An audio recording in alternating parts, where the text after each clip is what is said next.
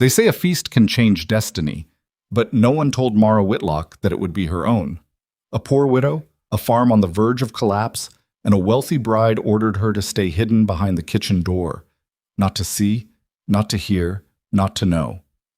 But as more than 200 guests sat down at the most magnificent banquet table in the frontier, they didn't know that the hidden woman was the soul of it all. Like, comment the city you're viewing from so I know how far this story has come. And don't leave, because the best is yet to come. The letter came on a Tuesday, which Mara had always considered the most forgettable day of the week, and maybe that was why she almost didn't open it. She'd been outside since before sunrise, trying to coax the old fence line along the east pasture back into something resembling a barrier.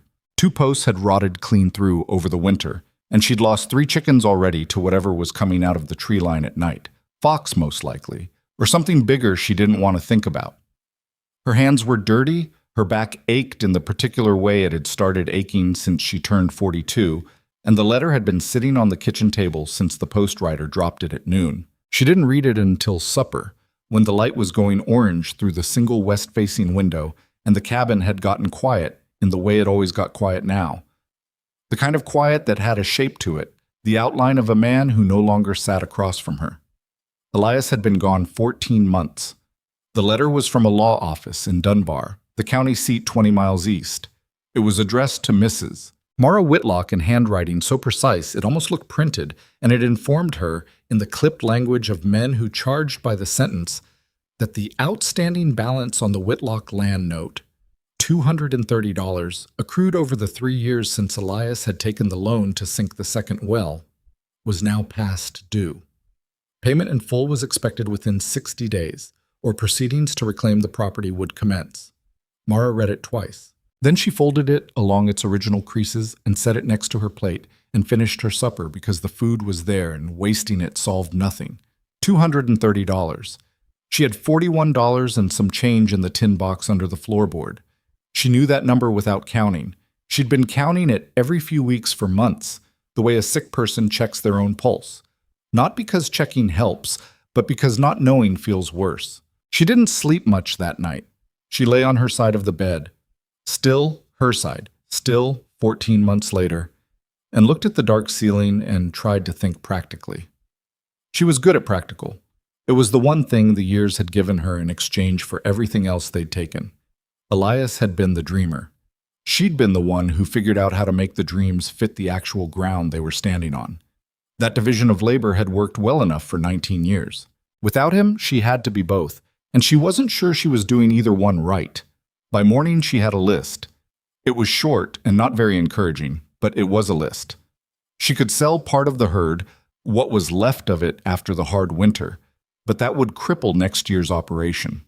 She could take in mending or washing, but those paid in coins, not in the kind of money that moved a number from 230 to 0. She could ask her brother in Cheyenne for help, but she already owed him $60 from the funeral, and she'd sooner lose the land than add to that debt. Or she could cook. It was the one thing she was genuinely, undeniably, embarrassingly good at. Not good in the way people said things were good to be polite. Good in the way that made strangers go quiet at a table. The way that made men who barely spoke start talking. The way that had gotten her hired twice at the Dunbar Hotel kitchen before she'd married Elias and traded a wage for a life of her own.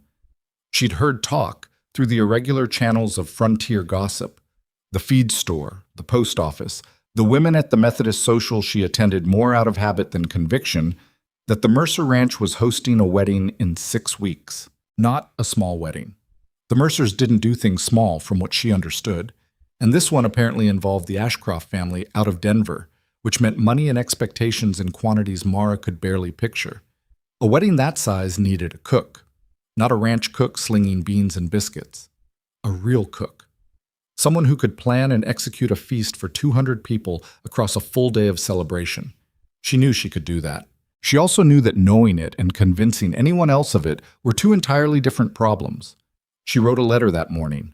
She rewrote it twice because the first draft sounded too desperate and the second too proud, and she was trying to land somewhere honest without being either. She described her experience, the hotel work, the years feeding harvest crews and cattle drives when ranchers in the valley had hired her on for the season, the county fair, where her pies had won 3 consecutive years before the judges started asking that she not enter anymore because it wasn't fair to the other women.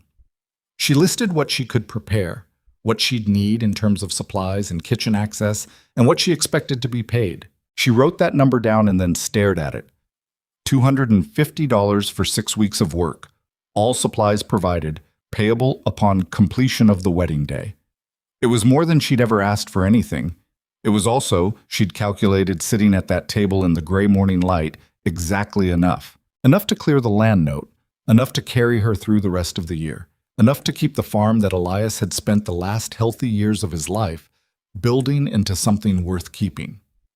She sealed the letter and rode to town and sent it before she could change her mind.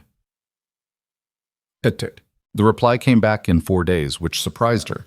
She'd expected a longer wait, or no reply at all. It was from a man named Caleb Mercer, written in a hand that was nothing like the lawyer's, slanted, slightly hurried, with words occasionally crossed out and rewritten above them. He said he'd made inquiries with 2 families she'd cooked for, and both had been emphatic. He said the scale of what she was proposing matched what they needed. He said the pay she'd asked was fair, and he'd honor it. He also said, near the bottom of the letter, the bride and her family have particular expectations about the presentation of the event. I'd ask you to be patient with any specific requests that come from that direction. I trust you're a practical woman. Mara read that line 3 times.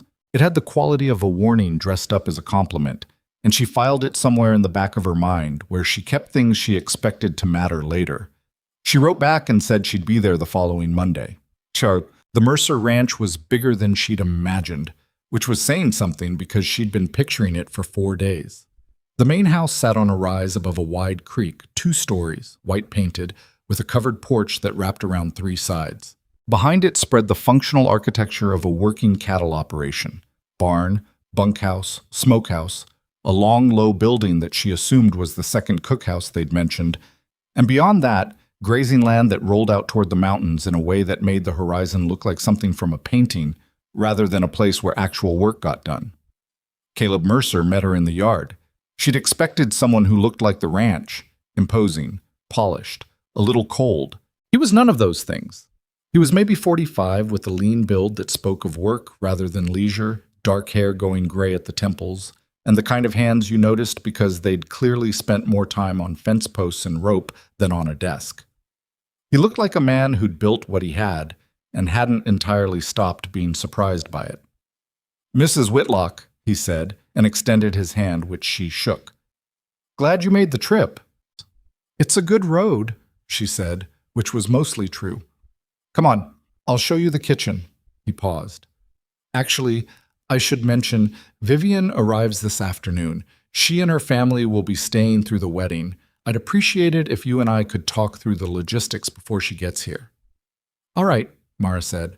The kitchen was attached to the back of the main house by a covered walkway, a separate building large enough to be considered a small restaurant in any town she'd ever been to.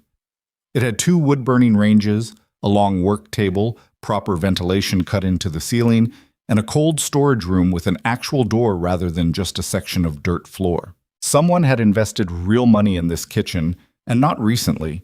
It had the comfortable, worn-in quality of a room that had done serious work for years. She walked through it slowly, opening cabinets, checking the ranges, running her hand along the work table to feel for levelness. Caleb stood in the doorway and let her look without filling the silence with unnecessary words. She appreciated that. "It's a good kitchen," she said finally. "It was my mother's," he said. "She ran the ranch cookhouse for 20 years before I took over the operation. She had very specific opinions about kitchens." "She was right to."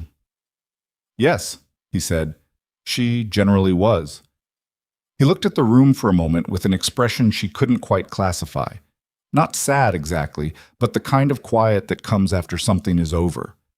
"I can have anything you need brought in. You'll have 2 women from the ranch to help with prep. Dolores and Ruth. They're good workers. They'll follow direction. What else do you need?" They talked for 40 minutes. She had a list. She always had a list. And she went through it methodically.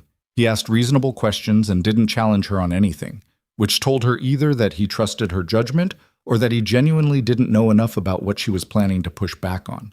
Either way, it worked. "One more thing," he said, when they'd gotten through the practical business. He had his hat in his hands, turning it once around the brim the way men did when they were getting to something they'd rather not say.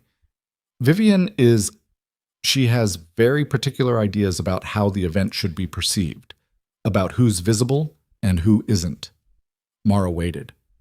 She'll want the kitchen staff to stay in the kitchen during the reception, not to be seen by the guests.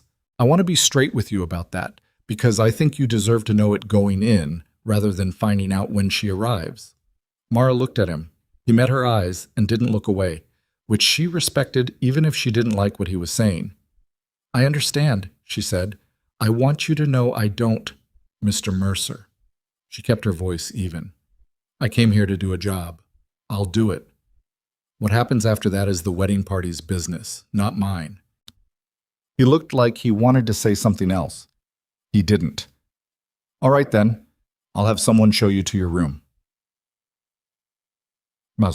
Vivian Ashcroft arrived that afternoon in a carriage that was too fine for the road that had brought it, with luggage enough for a sea voyage in a manner that entered a room before she did. She was beautiful. Mara registered that without particular feeling, the way you register weather. It was simply a fact of the landscape. She was perhaps 28, with dark hair dressed up in a city style that must have taken an hour, and a traveling suit that probably cost more than the loan on Mara's land. She moved through the main house with the ease of someone who had never been uncertain about whether she belonged somewhere. Her mother, Margaret Ashcroft, came behind her. A woman in her mid-50s with the bearing of someone who had made a study of maintaining dignity at all times, and the eyes of someone who calculated everything. Mara had been coming in from the kitchen to ask Caleb a question about the smokehouse schedule when they arrived. She'd passed through the front hall just as Vivian swept through the door, and for a moment they occupied the same space. Vivian looked at her. It was a specific kind of look, the kind that measures and dismisses in the same motion, the kind that doesn't see a person so much as an assessment of usefulness and category. "You must be the cook," Vivian said. "Yes, ma'am, Mara Whitlock." "Good." Vivian's attention had already moved onto the room, cataloging it. "I want it understood from the beginning. The kitchen staff is not to be present in any room where guests will be. Not the front rooms, not the dining room, not the yard during the reception. The people who come to this wedding are coming to see an event, not the workings behind it. Do you understand me?" "I understand," Mara said. "If I find one of the kitchen women wandering into guest spaces, the arrangement ends immediately." She said it pleasantly, with a smile that made the words feel worse, not better. "I'm sure you appreciate that I need this to be perfect." "I do," Mara said. Vivian nodded once, satisfied, and moved past her toward the stairs. Margaret followed, without having said a single word or looked at Mara directly. Mara went back to the kitchen. She stood at the long work table for a moment, hands flat on the surface, and took a slow breath. The wood under her palms was solid and worn smooth. She could feel the faint vibration of the ranch through it. The distant work, the life of the place. "Let your work speak where your voice cannot." Elias used to say that. He'd said it to her once when a merchant in Dunbar had shortchanged her and then looked at her like she wouldn't notice, like she wasn't the kind of woman whose notice mattered. She'd been furious, trembling with it, and Elias had taken her hand and said it quietly, and somehow that had been enough. She thought about him now, in this kitchen that wasn't hers, in this situation that wasn't comfortable, with the weight of $230 pressing down on her from a distance of 20 miles. She opened her notebook and started writing the week's cooking schedule. The work began the next morning before sunrise. Dolores was 53, broad, with forearms like a blacksmith, and an expression of permanent mild skepticism that Mara found immediately trustworthy. Ruth was younger, maybe 25, quick-moving and eager in the way young workers sometimes are before the work teaches them to pace themselves. They were both ranch women, practical and unsentimentally competent, and Mara had them figured out by 7 in the morning on the first day. "All right," she said, spreading her planning sheets across the work table. "Here's what we're building. Day 1 through 4 is prep and preservation. Day 5 is baking. Day 6 is rest. You rest, not me. I'll be doing the sauce work and the brining. Day 7 is the wedding. We don't sleep the night before." Ruth's eyes went a little wide. Dolores just nodded, like she'd expected something like this. I'm going to ask a lot of you, Mara said, but I won't ask you for anything. I'm not doing myself. If I'm here at 4 in the morning, you'll find the coffee on. You won't have to explain to me what you need. I'll see it before you do, mostly. But if I miss something, you tell me. This kitchen runs on honesty, not politeness. Dolores looked at her steadily. You cooked for the Hennessy cattle drive 2 years back? I did. Man I know worked that drive, said the cook saved the whole season. The cook usually does, Mara said. Let's get started. They started with the preservation work, the pickled vegetables that needed a week in brine to develop properly, the dried herbs that required sorting and grinding, the lard rendering that was best done early because of the smell. It was unglamorous work, the kind that happened invisible to everyone who would later eat the results and call the meal remarkable, without understanding that remarkable had a foundation built in the week before anyone saw a plate. Mara worked steadily, without rushing, at the pace she'd learned over 30 years in kitchens. Fast enough to be efficient, slow enough to be accurate. She talked while she worked, explaining to Dolores and Ruth not just what she was doing, but why.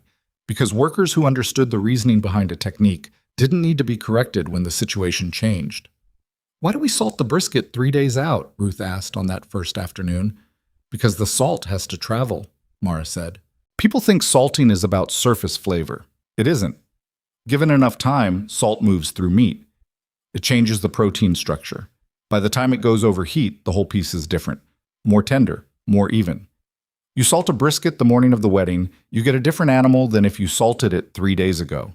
Not worse necessarily, just different.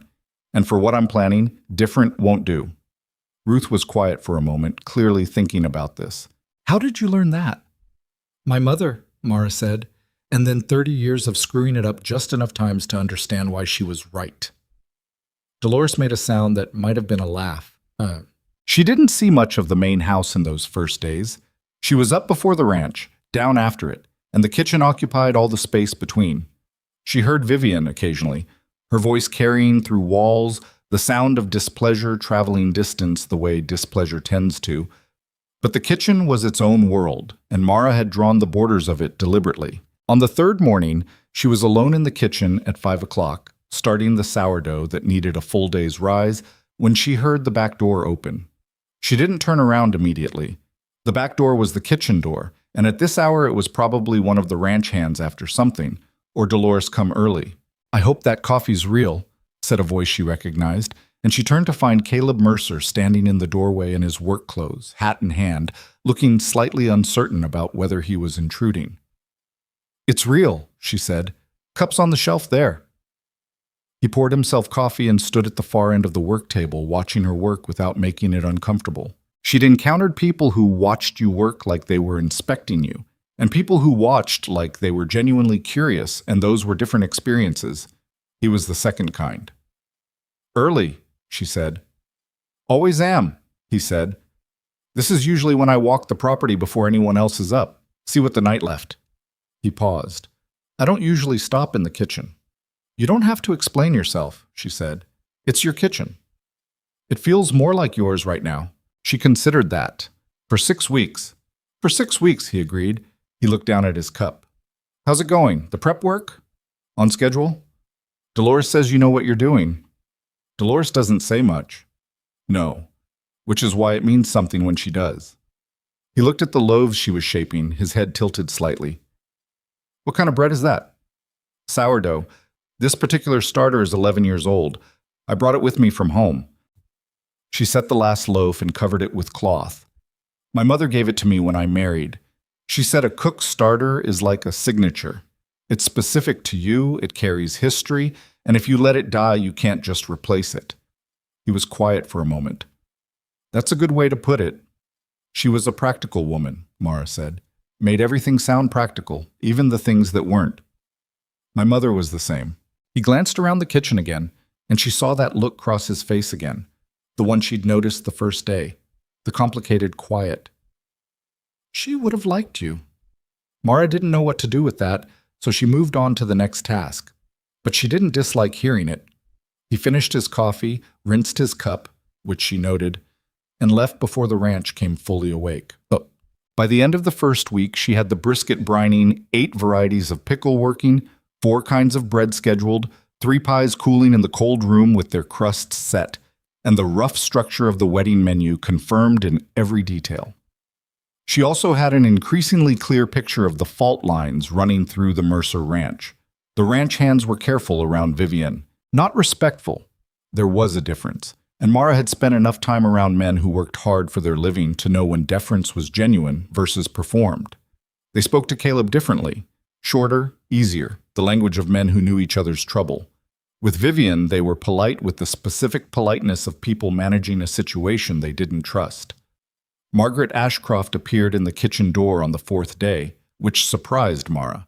She stood in the frame without coming in, looking at the organized industry of it, the drying herbs, the cooling bread, the shelves of labeled and dated preparations, with an expression that might have been approval or might have been something else. "Vivian's dress arrived," she said, "from Denver." "That must be a relief," Mara said. Margaret looked at her directly for the first time. "Can I ask you something?" "You can." "The menu you're planning. I saw the outline Caleb showed me. The sweetbread terrine, the roasted game, the 3-layer cake," she paused. "That's ambitious for a frontier kitchen." "It's an ambitious kitchen," Mara said. "Have you done anything like this before?" "Not exactly like this," Mara said, "but close enough that I'm not afraid of it." Margaret studied her for a moment longer. "My daughter can be difficult," she said, in a tone that made it sound like she was confessing something rather than making excuses. "She has very high expectations. I understand. I hope it's what the day deserves." She said it with an earnestness that didn't fit the rest of her manner, and Mara thought that underneath the calculation, here was a woman who wanted something about this wedding to be genuinely good. "I'll do my best," Mara said, and meant it, even knowing it wasn't Vivian's happiness she was working toward. On the 5th day, Vivian came to the kitchen herself. She arrived at mid-morning without announcement, wearing a pale blue dress that was wrong for the ranch in a way that seemed entirely intentional, and she walked through the kitchen door like she was conducting an inspection rather than visiting. Mara was at the range with her back turned, tasting a reduction she'd been building for 2 hours. She heard the door but didn't immediately turn because the sauce was at a critical point. "I want to discuss the cake," Vivian said. Mara set down the spoon, wiped her hands, and turned around. "All right. I've been looking at what you're planning. 3 tiers, white sugar icing, the lemon curd filling." Vivian's expression was the kind that preceded criticism. "It's plain. It's classic," Mara said. "Plain is different." Vivian's eyes went over the kitchen in a way that didn't linger on any one thing, the way a person looks at a room they've already decided they don't care about. "I'd like something more dramatic. I saw a cake in a Denver confectioner's window with spun sugar work, decorative fruit and silver leaf." "I can work with spun sugar," Mara said. "It's difficult in heat, and June afternoons in this territory can be unpredictable, but it can be done. I'd want to make a small test piece first to gauge the humidity conditions." Vivian looked at her, possibly surprised she hadn't pushed back harder. "Fine. Do that. Is there anything else about the menu you'd like to discuss?" Vivian was quiet for a moment. She was looking at Mara in that particular way again, and Mara felt the assessment in it even without knowing exactly what was being assessed. "How long have you been doing this kind of work?" Vivian asked. "Cooking professionally? 20 years, on and off. I ran a ranch kitchen and did hired cooking between." She paused. "And I've been cooking since I was 8 years old, which is the kind of thing people forget to count." "And you're widowed." "My husband passed 14 months ago." She said it the way she'd learned to say it. Not clipped, not soft, just level. The fact of it without invitation. "I see." Vivian's chin lifted slightly. "Well, the kitchen is obviously your domain. I simply want the food to be worthy of the occasion. The guests coming to this wedding are not frontier people. They're from Denver, Cheyenne, 2 families from back east. They have standards." "The food will be worthy," Mara said. There was something in how she said it. No bluster, no overstatement, just the flat certainty of someone who had never needed to perform confidence because they'd stopped doubting the relevant thing years ago. And Vivian paused. "Good," she said, and left. Dolores, who had been very still and very quiet at the far end of the work table throughout this entire exchange, looked at Mara. She's going to be a problem, Dolores said. She already is, Mara said, and went back to her reduction. Unteb. That night, alone in her small room off the cookhouse while the ranch settled into darkness, Mara sat on the edge of her cot and allowed herself 5 minutes of feeling the weight of everything. The loan. The fence post still half rotted. The chickens she'd had to leave with a neighbor, hoping they'd still be there when she got back. The bed in her cabin with its particular shape of absence. $250. 6 more weeks. She'd known harder things than this. She'd nursed a dying man for 2 years without enough money for the medicines he needed, and held herself together through the nursing and through what came after it, and gotten up every morning since and done what the day required. This was work. This was just work. She reached under her cot and pulled out the tin she'd brought from home. Inside, wrapped in cloth, was the jar of starter. Still alive, still active, the faint sour smell of it rising when she lifted the lid to check. She pressed the cloth back around it and put it away. Her mother had been right. You didn't let the things that carried history die if you could help it. She lay down and was asleep in 3 minutes. The days that followed had a rhythm to them that Mara found, if not comfortable, then workable. She was always the first one in the kitchen and usually among the last to leave it. Dolores and Ruth had settled into the pace she'd set without resistance, which told her they were women who'd worked for enough incompetent people to genuinely appreciate the opposite. They communicated in the kitchen the way a good crew communicates, briefly, specifically, without drama. The morning stayed her own. Caleb appeared again on the 4th morning, and then every morning after that, always at the same time, always quiet, always gone before the ranch woke up.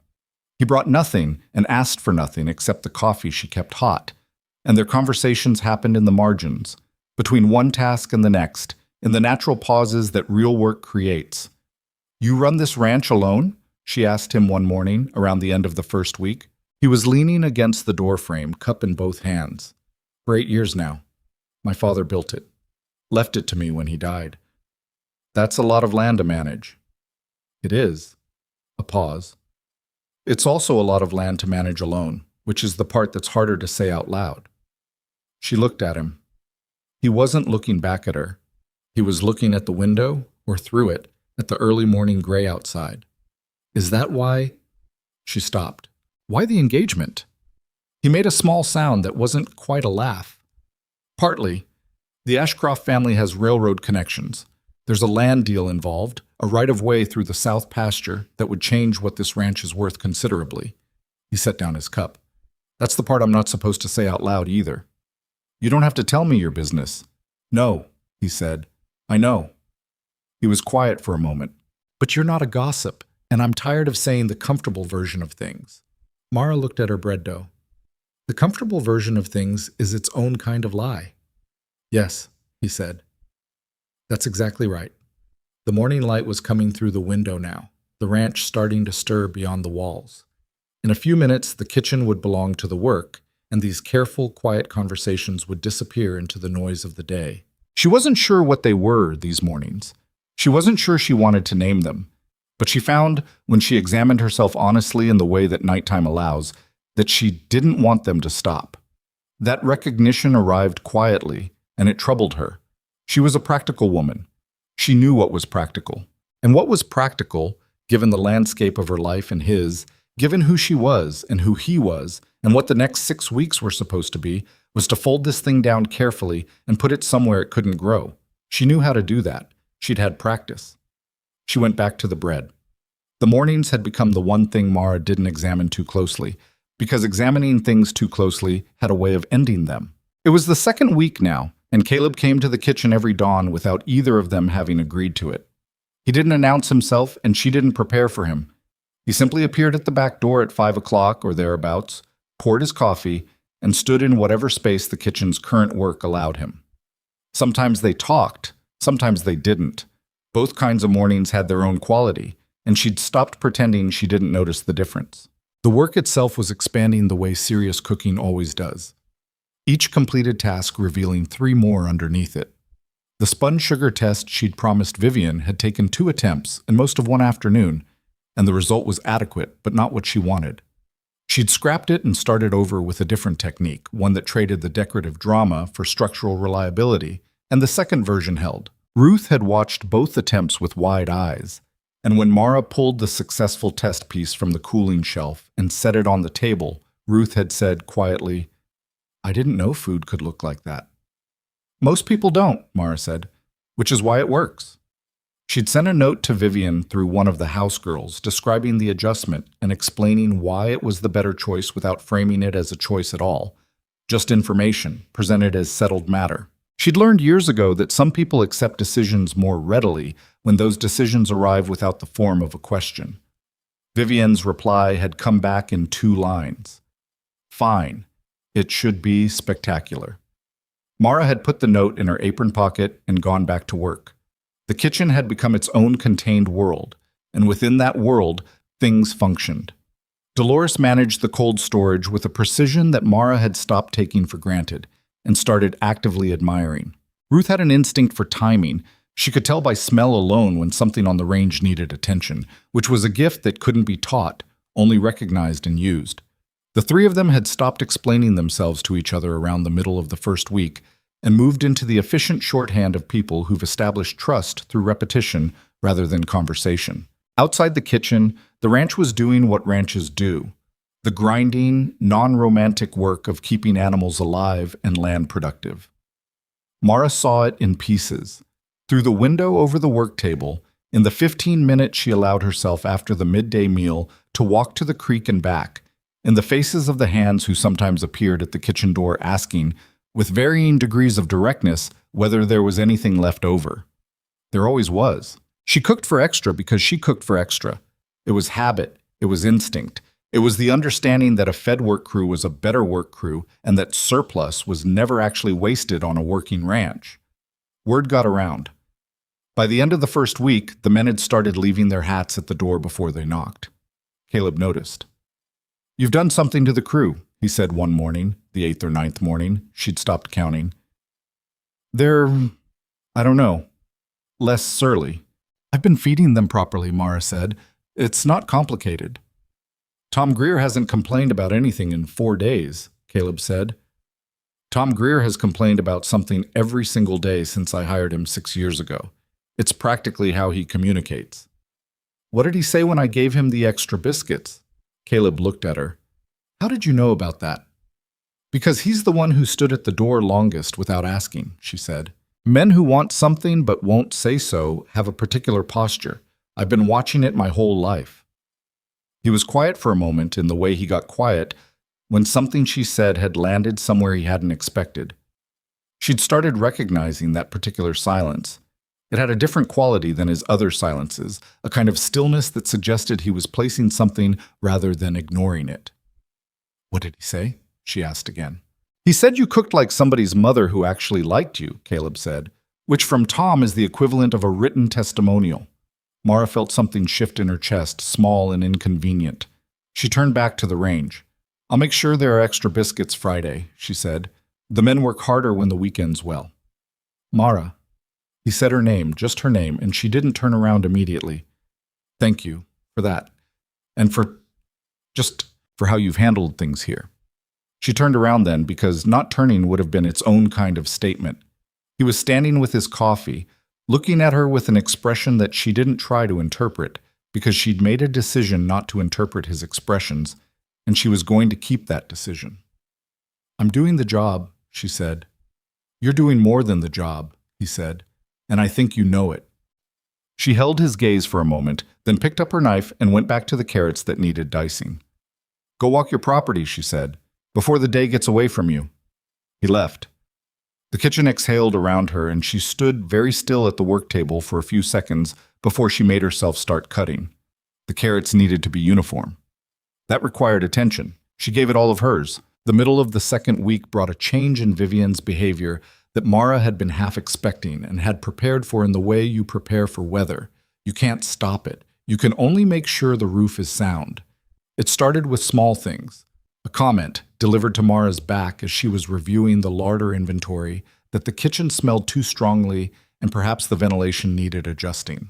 A request, phrased as a suggestion but structured as a demand, that the kitchen staff change their work schedule to avoid the hours when Vivian and her mother typically walked the grounds, so that the sight of women in aprons wouldn't intrude on their morning stroll. A note delivered through the house girl specifying that the serving pieces for the wedding feast needed to be silver, not the ceramic Mara had planned for the cold dishes, and that this should have been obvious without being asked.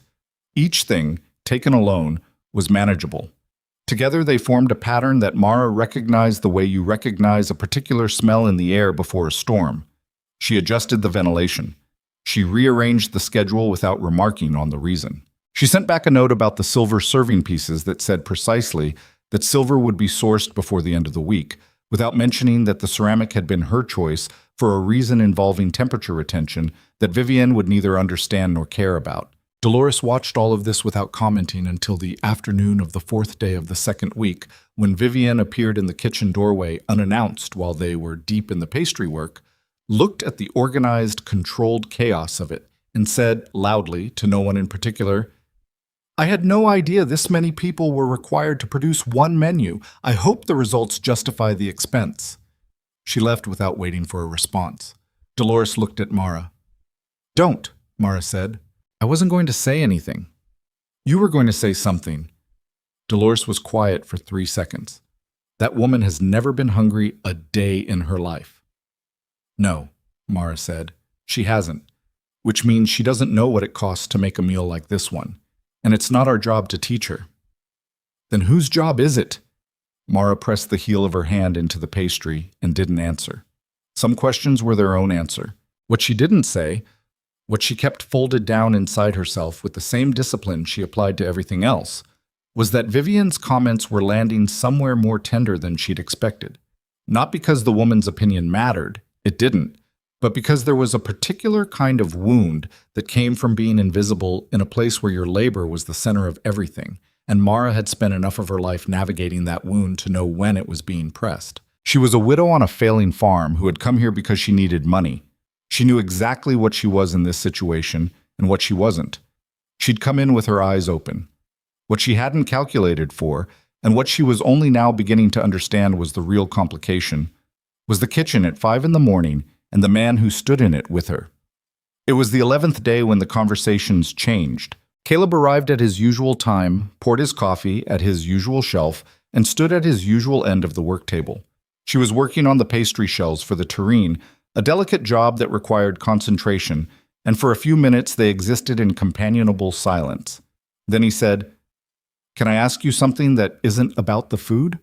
She didn't look up. "You can ask." "What was your husband like?" The question arrived without warning, and she felt it the way you feel a step that isn't where you expected it to be. A lurch, a quick recalibration. She kept her hands moving. "Why do you want to know that?" "Because you mention him in the way people mention something important without quite mentioning it," he said. "And I'm curious about the things that matter." She was quiet for a moment, pastry shell turning under her hands. "He was a hopeful man," she said finally. Which sounds simple, but isn't. He looked at a piece of bad land and saw what it could be. He looked at me. She stopped, started again. He was not practical. He left the practical to me. But he was the reason I believed the practical was worth doing. The kitchen was very quiet. "I'm sorry," Caleb said. Not in the rote way, the automatic condolence. He said it like he meant a specific thing.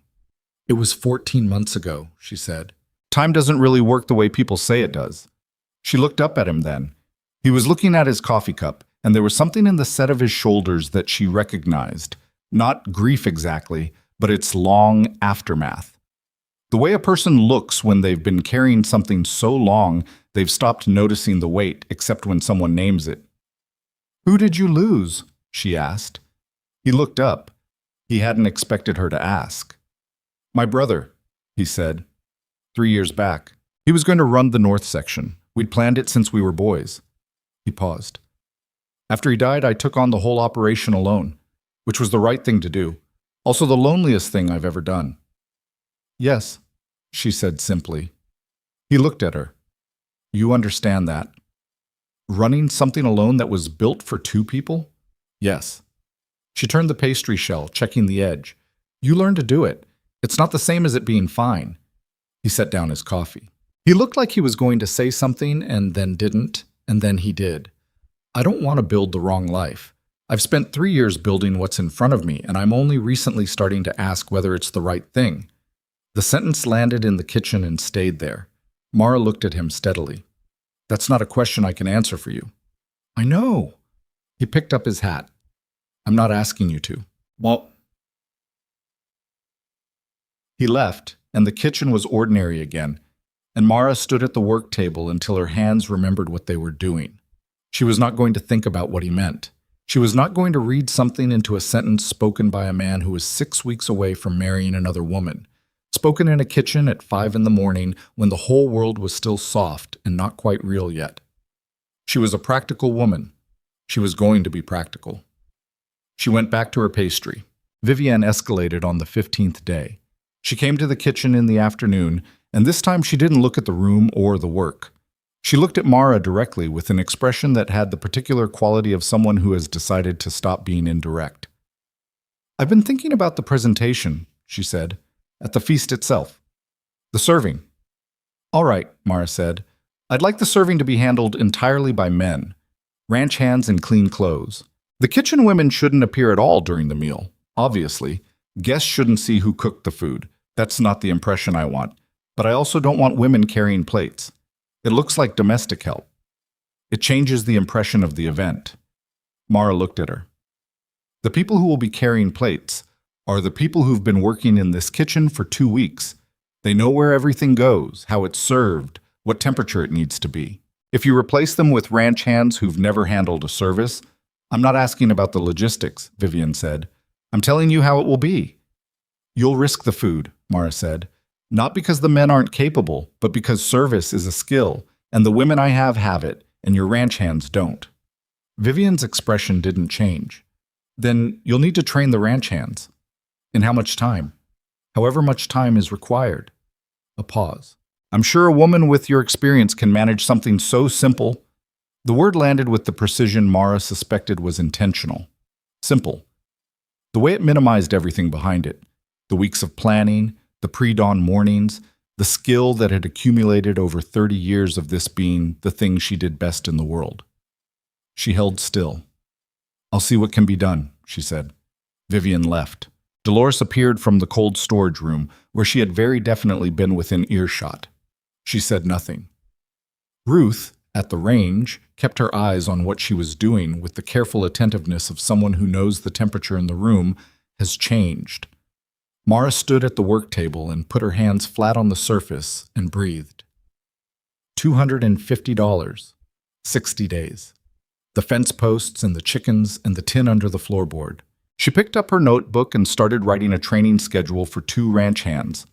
That night she sat on the cot in her room after the work was done and tried to write a letter to her neighbor, Edna Marsh, who was watching the farm while she was away. She meant to ask about the chickens and the east pasture and whether the creek was running clear. Instead, she wrote 3 sentences and then stopped and sat looking at the lamp. She was tired in a way that sleep didn't entirely fix. Not physically. She'd been physically tired her whole adult life and knew how to work through it. This was something else. The kind of tired that came from holding yourself in a particular shape for a long time. From being careful, from keeping the useful emotions and putting the complicated ones somewhere they wouldn't interfere with the work. She thought about what Caleb had said.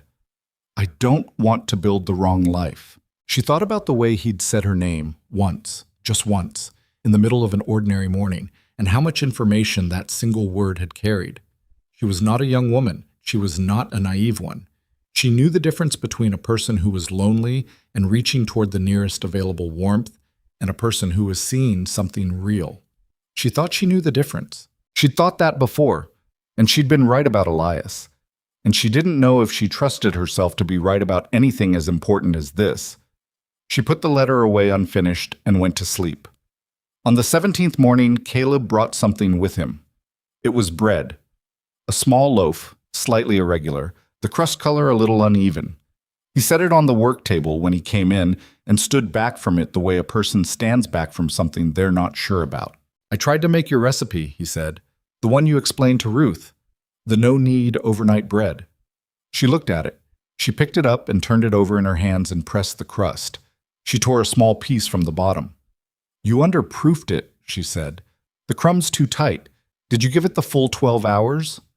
10, he said. I ran out of time. 10 isn't 12, she said. The 2 hours matter. I figured close enough. Close enough is not a philosophy that works in bread. She set it back down. Why did you try to make it? He looked at her and he was almost smiling, not quite. Because you said a cook's knowledge lives in her hands. I wanted to understand what you meant. She looked at the bread, she looked at him. Did you? A little, he said. Enough to know I understand less than I thought. She pushed the loaf back toward him. Eat it anyway. It's not good enough to serve, but it's not bad enough to waste. He tore a piece from it and chewed it, and his expression said he was thinking about the texture, which meant she'd said something that had actually stayed with him, which was more than she'd expected. It's dense, he said. Yes. But there's flavor in there. The flavor doesn't care about the structure, she said. That's the honest part. He ate another piece. Outside, the ranch was starting to come alive. She could hear the first sounds of the day beginning, the particular sequence of noises that marked the transition from night into working morning. In a few minutes, this small space would collapse into the ordinary. You know what I keep thinking about? He said. He was looking at the bread, not at her. You've been here 17 days. You're going to be here another month, and then you'll go home. And I'll go... He paused. I'll go wherever it is I'm going. He looked up. And I keep feeling like that's wrong. Not in a... I'm not trying to... He stopped, and she could see that he was being genuinely careful with the words, not performing carefulness. I just keep feeling like there's something here worth not walking away from. And I don't know what to do with that. The kitchen was very quiet. Caleb, she said. It was the first time she'd used his name without his title, and she heard that, and she thought he did too. You're engaged to be married. I know. Whatever is or isn't, I came here for a job. What happens after the job is done is not something either of us should be making plans about right now. No, he said. I know. He picked up his hat. I'm not trying to make plans. I'm just being honest about what I notice. Honesty isn't always useful, she said. Sometimes it just makes things harder. Maybe, he said, but I'd rather have the harder version than the comfortable lie. You said so yourself. She had. She remembered saying it. He left. She stood at the work table for a longer time than usual, hands still, looking at the imperfect loaf he'd left behind. She picked up a piece of it and ate it. He was right. The flavor was there, underneath the density. The 2 hours had cost it structure, but not substance. She didn't know what to do with any of this. She knew how to cook a feast for 200 people. She knew how to save a failing farm through discipline and work. She knew how to grieve without letting the grief take everything, how to keep moving when stopping would be easier, how to be practical when everything in her wanted to be otherwise. She did not know how to be sensible about a man who brought her badly made bread at 5 a.m. and told her she was worth not walking away from. She put the remaining bread on the shelf for Dolores and Ruth and went back to work. Because the work was what she had, and the work was what would save her farm. And the work was the only thing in this situation she could fully trust. But her hands were not quite steady, and she noticed that, and she didn't forgive herself for it, but she stopped pretending it wasn't true. The week closed with an incident that had been coming the way weather comes. You can feel it in the air before it arrives. Vivian had been hosting afternoon visits from 2 women she'd brought from Denver, and on the 19th day she gathered this small group in the side garden for what appeared to be some kind of pre-wedding entertainment, music, hired in from the county seat, and a light refreshment that Mara had been asked to prepare. Small cakes, cold lemon drinks, finger sandwiches. See, Mara had prepared it carefully and sent it out through the house girl at the appointed time, then returned to the main kitchen work. 30 minutes later, the house girl came back. Miss Vivian says the cakes are dry, she said. She had the look of someone delivering a message she had not enjoyed being given. Mara looked at her. The cakes went out at the right time and the right temperature. She says they're dry. Did she eat one? The girl hesitated. She says they look dry. Mara was quiet for a moment. She thought about the loan note on her kitchen table at home. She thought about 60 days. Tell Miss Vivian I'll send fresh cakes in 20 minutes, she said, because sending fresh cakes was the right answer and the only answer, regardless of the fact that the original cakes were not dry and Vivian had looked at them and not tasted them. She made fresh cakes. They were finished in 17 minutes because 17 minutes was what the job actually required, and she sent them out and heard nothing further from the garden. Dolores at the work table said without looking up, "One of those Denver women came to the kitchen door earlier." Mara glanced at her. "What did she want?" "She said she'd accidentally seen you through the window during the morning and wanted to say that whatever was coming out of this kitchen smelled extraordinary." Dolores paused. "She said she'd never smelled bread like that outside of a city bakery." Mara absorbed this. "What did you tell her?" "I told her the cook would be glad to hear it." Dolores looked up. "She said she hoped she'd get to say so herself at the wedding. I said the cook doesn't come into the guest spaces." The kitchen was quiet. "How did she take that?" Mara asked. "She looked," Dolores said, "like she thought it was strange." Mara picked up her notebook. "Good," she said, and went back to the menu, and didn't let herself feel the thing she could feel pressing at the inside of her chest, wanting to be named. She was here for 6 weeks. She was here for $250 and a piece of land that had Elias's work in every fence post and every stone of the well. She pressed the thing down and kept going. The last week before the wedding had a different quality to it, tighter, louder, less forgiving of mistakes. Guests began arriving on Thursday, 3 days before the ceremony. They came in carriages and on horseback, from Denver and Cheyenne, and 2 families from back east who arrived with luggage that required a separate wagon, and expressions that suggested they found the frontier charming in the way people find things charming when they don't have to live in them. The ranch, which had operated for 3 weeks with the contained tension of a household managing competing wills, now expanded into something noisier and more complicated. The main house filled up. The bunkhouse was given over to overflow guests, and the hands moved to sleeping in the barn, which they did without complaint, but not without opinion. The kitchen felt the change immediately. There was no more early quiet. The housegirls were moving before dawn and the noise of a full household. Voices, footsteps, the particular percussion of a large number of people wanting things at different times replaced the silence that had been Mara's working condition for 3 weeks. She adjusted. She'd known it was coming, and she'd structured the final week's schedule to account for the disruption, front-loading the work that required concentration and leaving the final days for execution tasks that could absorb interruption. Dolores arrived at 4:30 on Thursday morning and found Mara already at the range. "They came early," Dolores said, meaning the guests. "I heard the carriages at midnight," Mara said. "The Ashcroft cousins, I think." "Light the second range. I need both going." They worked in the new noise without acknowledging it. The way experienced people absorb changed conditions. Ruth came in at 5, took one look at the state of the kitchen, and went directly to the thing that most needed doing without being told. The 3 of them moved around each other in the practiced way they'd developed, and Mara felt a complicated pride in it, in the fact that she'd built a functioning kitchen out of 2 women she hadn't known a month ago, that the machine of it worked even when the world outside it got louder. Caleb did not come that morning. She noticed. She told herself she didn't, and then she stopped telling herself that because dishonesty was a waste of energy she didn't have to spare. He didn't come Friday morning either, and by Saturday, the day before the wedding, she understood that the arrival of guests had changed the landscape. Whatever those mornings had been, they couldn't be what they'd been with 200 people on the property and a wedding 36 hours away. She understood it. She didn't like it, and she understood it.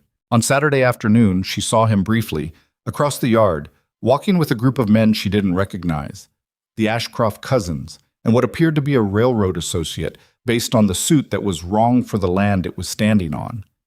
Caleb was nodding, listening, his expression doing the thing she'd learned to read as polite engagement that was not the same as enthusiasm. He looked like a man carrying out a negotiation that had been decided before it started. He glanced up once and saw her in the kitchen doorway, and the glance held for a moment before the conversation around him pulled him back, and then he was gone around the corner of the barn and she went back inside. She had bread to finish. She went and finished it. The night before the wedding, Mara did not sleep. This was not unusual before a large event. She'd stopped being able to sleep the night before a significant cooking job sometime in her mid-30s, and had made peace with it by treating the sleepless hours as additional work time. She lay on her cot until 1 in the morning, running the menu in her head from beginning to end, checking each element against her mental inventory the way a surgeon might review a procedure. By 2, she was in the kitchen, fire built low, working through the final preparations that were better done in the dark hours when the cold storage was at its most reliable and the ranges could be warmed gradually to the precise temperatures she needed. By 3, she had the first brisket on. By 4, the pastry work for the terrine was complete and chilling. By 5, when the sky outside the kitchen window was starting to go from black to the dark blue that preceded actual dawn, she had the entire service mapped. Every dish, every time, every temperature, every station assigned. She stood at the work table and looked at her planning sheets and felt, underneath the exhaustion and the accumulated weight of the past 3 weeks, something she recognized as satisfaction. Not pride exactly. Satisfaction, the specific feeling of a job done properly, which is different from done impressively, and which she valued more. "You haven't slept." She turned. Caleb was in the doorway. He looked like he hadn't slept either. There were shadows under his eyes, and his shirt was yesterday's, she thought, or one that had been put on in the dark. He looked at her with the expression she'd stopped trying to interpret, the one that carried too much in it to be reduced to a word. "Have you?" she asked. "Some." He came in and went to the coffee shelf out of habit. Habit, then stopped. There's coffee," she said. "I made it at 3. He poured it and stood at his usual end of the table and looked at the planning sheet spread between them. "Is it ready?" "Yes." "All of it?" "All of it." She looked at her notes. "The brisket goes 3 more hours. The terrine comes out of cold storage at 9 and goes to the serving table by 10. The bread service starts when the guests sit, which I'm told is 11. She paused. "The cake needs to be moved carefully. The spun sugar is stable, but it doesn't forgive rough handling. I'll carry it myself if you need. I need someone with steady hands." "I have steady hands." She looked at him. It was 5 in the morning of his wedding day, and he was standing in her kitchen offering to carry the cake, and he looked like a man who was somewhere he wanted to be rather than somewhere he was supposed to be, and she was not going to think about what that meant. "Get some sleep," she said. "You have a long day." He didn't move immediately. He held his coffee and looked at her with that stillness he had, the one that felt like it had weight to it. "Mara," he said. "Don't," she said quietly. Not harshly, just steadily. He was quiet for a moment. "I just want to say thank you for what you've built here." He looked around the kitchen at the organized evidence of 3 weeks of work, for what this is going to be today. "You're paying me for it," she said. "That's not—" He stopped. "You know that's not what I mean." "I know," she said. "Go get some rest. Today is going to be long and you'll need to be present for it." He left without saying anything else, and she turned back to the range, and she pressed her palm flat against the warm iron surface of it and held it there for a moment, grounding herself in the heat and the solidity of it. Today was the day she'd been building toward for 3 weeks. Today was $250, and a piece of land, and a fence that needed fixing, and a farm that had her husband's work in every stone. She went back to the brisket. The morning moved the way the mornings before major events always moved, at 2 speeds simultaneously, both too fast and too slow, with a quality of unreality that Mara had learned to work through rather than around. The kitchen ran as it was supposed to run. Dolores and Ruth arrived at 6 and fell into the work without needing instruction, because they knew the plan as well as she did by now. The ranch hands she'd trained for serving came by at 7 for a final review. 2 men named Cole and Walt, who had turned out to be more capable than she'd expected, once they accepted that she was going to tell them exactly what to do and that this was not optional. Outside the kitchen, the ranch transformed. She saw it in pieces, through the window and in the brief minutes between tasks when she stepped to the door. Tables had been set in the yard and in the main hall, more than she'd imagined seeing laid out together, covered in white cloth, set with the silver service Vivian had specified. Flowers from a Denver florist had arrived yesterday and were being arranged by 2 women who treated the process with the gravity of surgery. Chairs, borrowed from the county hall, had been arranged in rows before a wooden arch that had been built against the backdrop of the mountains. 200 people were coming. They were already starting to arrive, The morning guests who would attend the ceremony before the feast, dressed in their finest in a way that made the frontier look briefly like it was trying to be somewhere else. Mara watched none of it. She watched the kitchen. At 9, she plated the first courses and covered them, and stationed Cole and Walt at the door. At 10, she moved the tureen and checked the bread and began the final preparation of the main courses. At 10:30, she sent Ruth to monitor the serving tables and Dolores to manage the cold storage, and she stood at the range alone for 15 minutes with the entire operation running around her and did what she'd been doing her whole life in moments like this. She held the thread of it in her mind, all of it at once, and did not let go. The ceremony she did not see and did not try to see. She heard it, the distant sound of gathered people, the particular hush that comes over a crowd when something formal is beginning, and then music, a fiddle, and something else. And then the quieter sound of a ceremony proceeding. She braised, she roasted, she checked temperatures with the practiced touch of someone who trusted her hands more than a thermometer. She tasted everything, not because she doubted it, but because she'd learned decades ago that the cook who stops tasting is the cook who gets surprised, and she was not willing to be surprised today. At 11:15, Cole appeared at the kitchen door. "They're sitting," he said. "Start with the bread," she said. "Room temperature, not cold, and don't rush the service. Let them settle before the first course." He nodded and disappeared. For the next 2 hours, Mara ran the feast.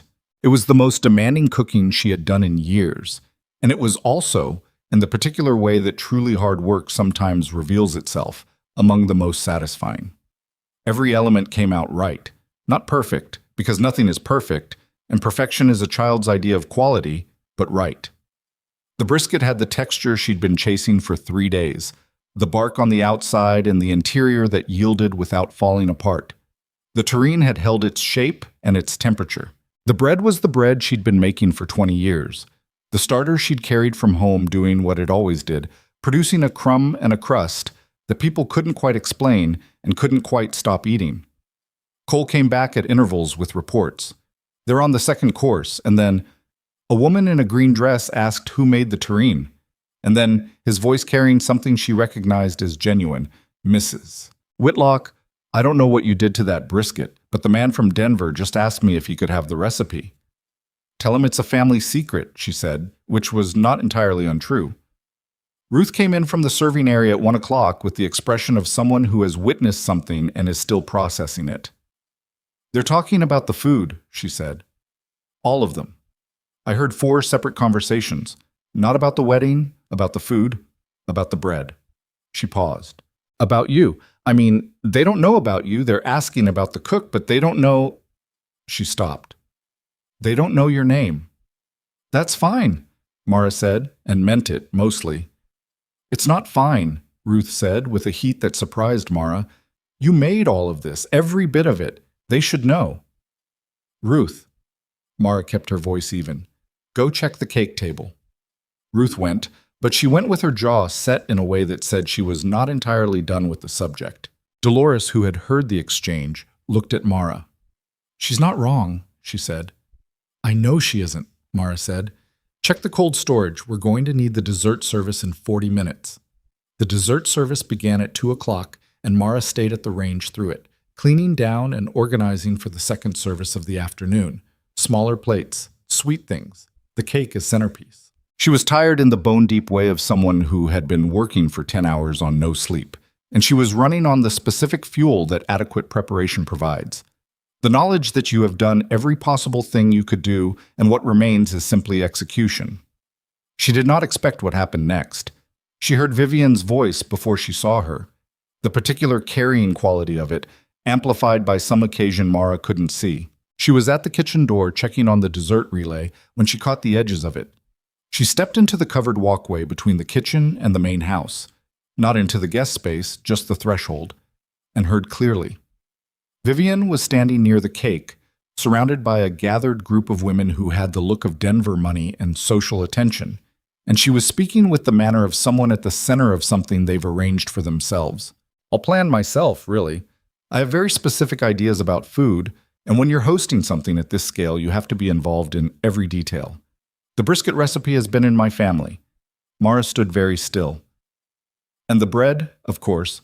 The starter is something I sourced specifically for this occasion, a technique I researched. I think what makes the difference is the attention. Anyone can hire a cook, but the vision has to come from somewhere, and one of the Denver women said something Mara couldn't catch. Vivian laughed, a specific laugh, bright and assured, the laugh of someone who does not doubt their own performance. Oh, the kitchen staff was very capable, very obedient. But capable hands aren't the same as creative direction, are they? The food reflects what I wanted it to be. Mara stepped back into the kitchen. Dolores was looking at her. Dolores had heard it too. She could see it in the stillness of the woman's face, the particular quality of held-in anger that Dolores wore the way other people wear expression. Ruth came back from the cake table and stopped when she saw their faces. What happened? Neither Mara nor Dolores answered immediately. What happened? Ruth asked again. Nothing, Mara said. Her voice came out level. She was surprised by how level it came out, given what was happening inside her chest, which felt like a closed room in which the temperature had suddenly increased beyond what the walls were built to contain. We have a second dessert relay in 20 minutes.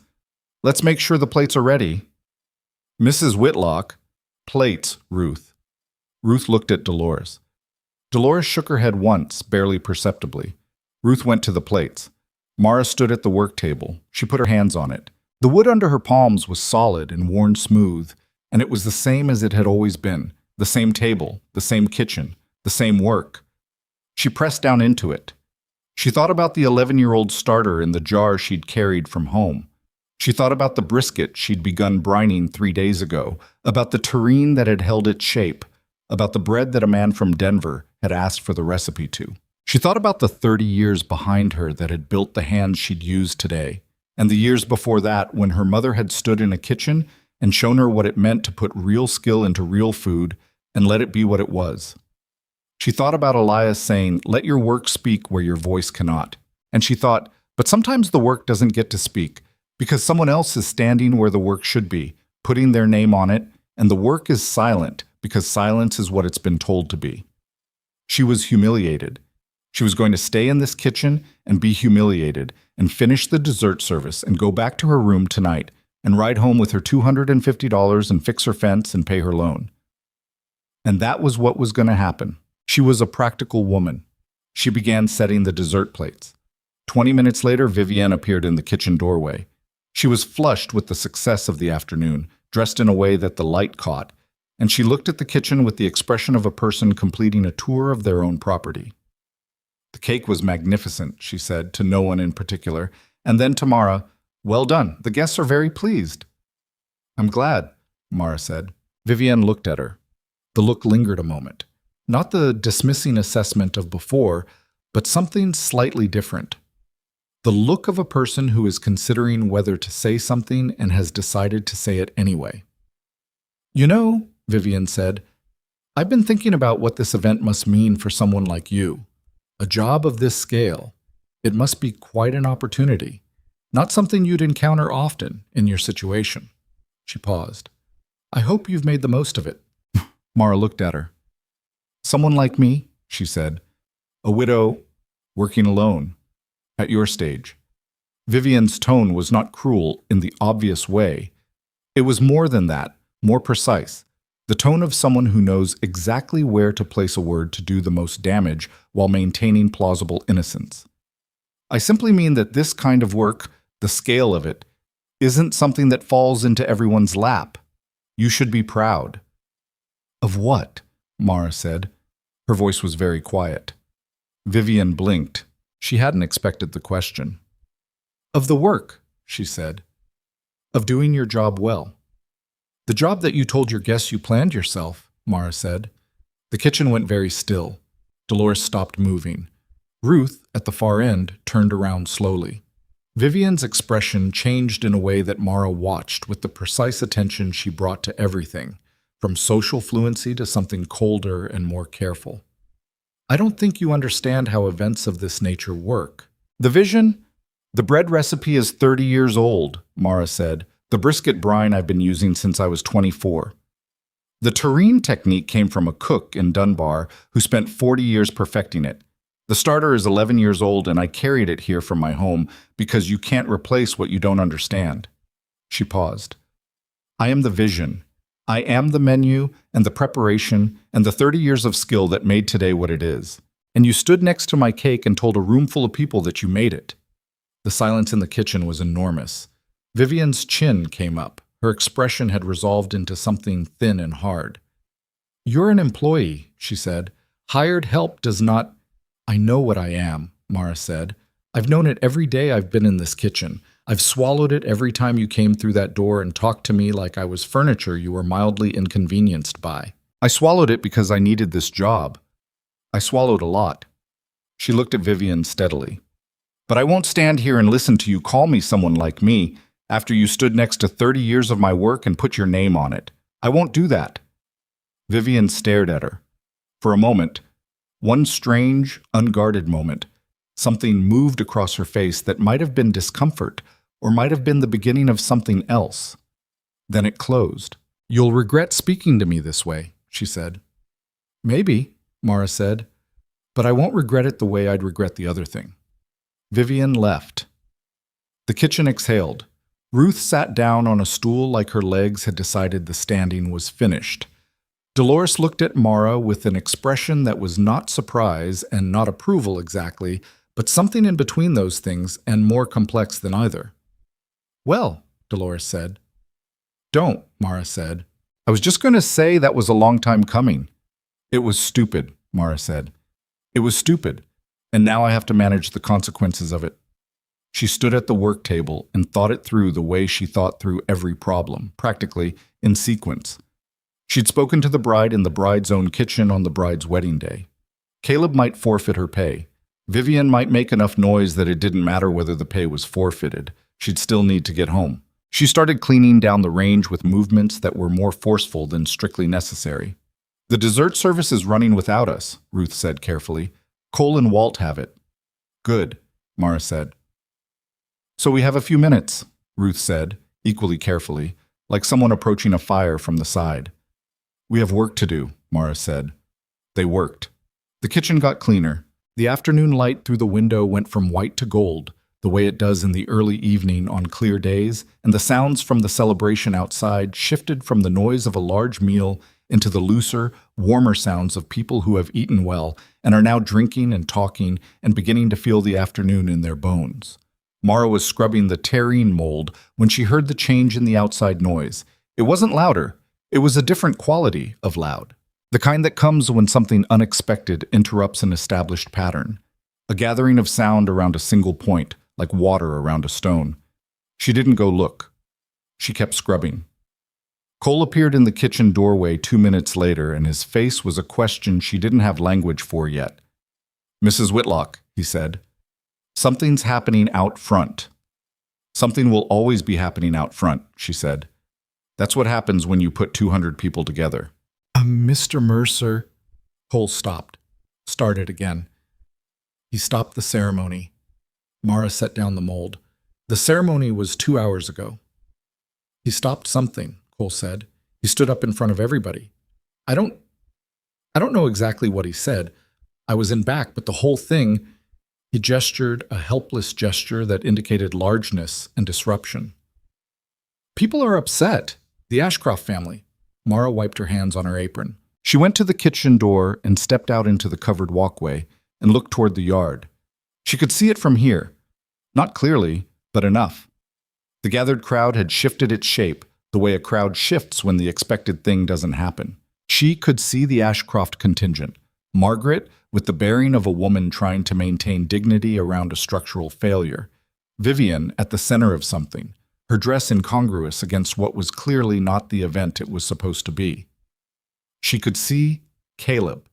He was standing apart from the main group in the middle of the yard, with the look on his face of a man who has done something irrevocable and knows it and is not running from it. He was not looking at Vivian. He was not looking at the crowd. He was looking at the kitchen. He was looking directly at the walkway where Mara stood. She stepped back inside. She went to the work table and stood with both hands on it and stared at the grain of the wood.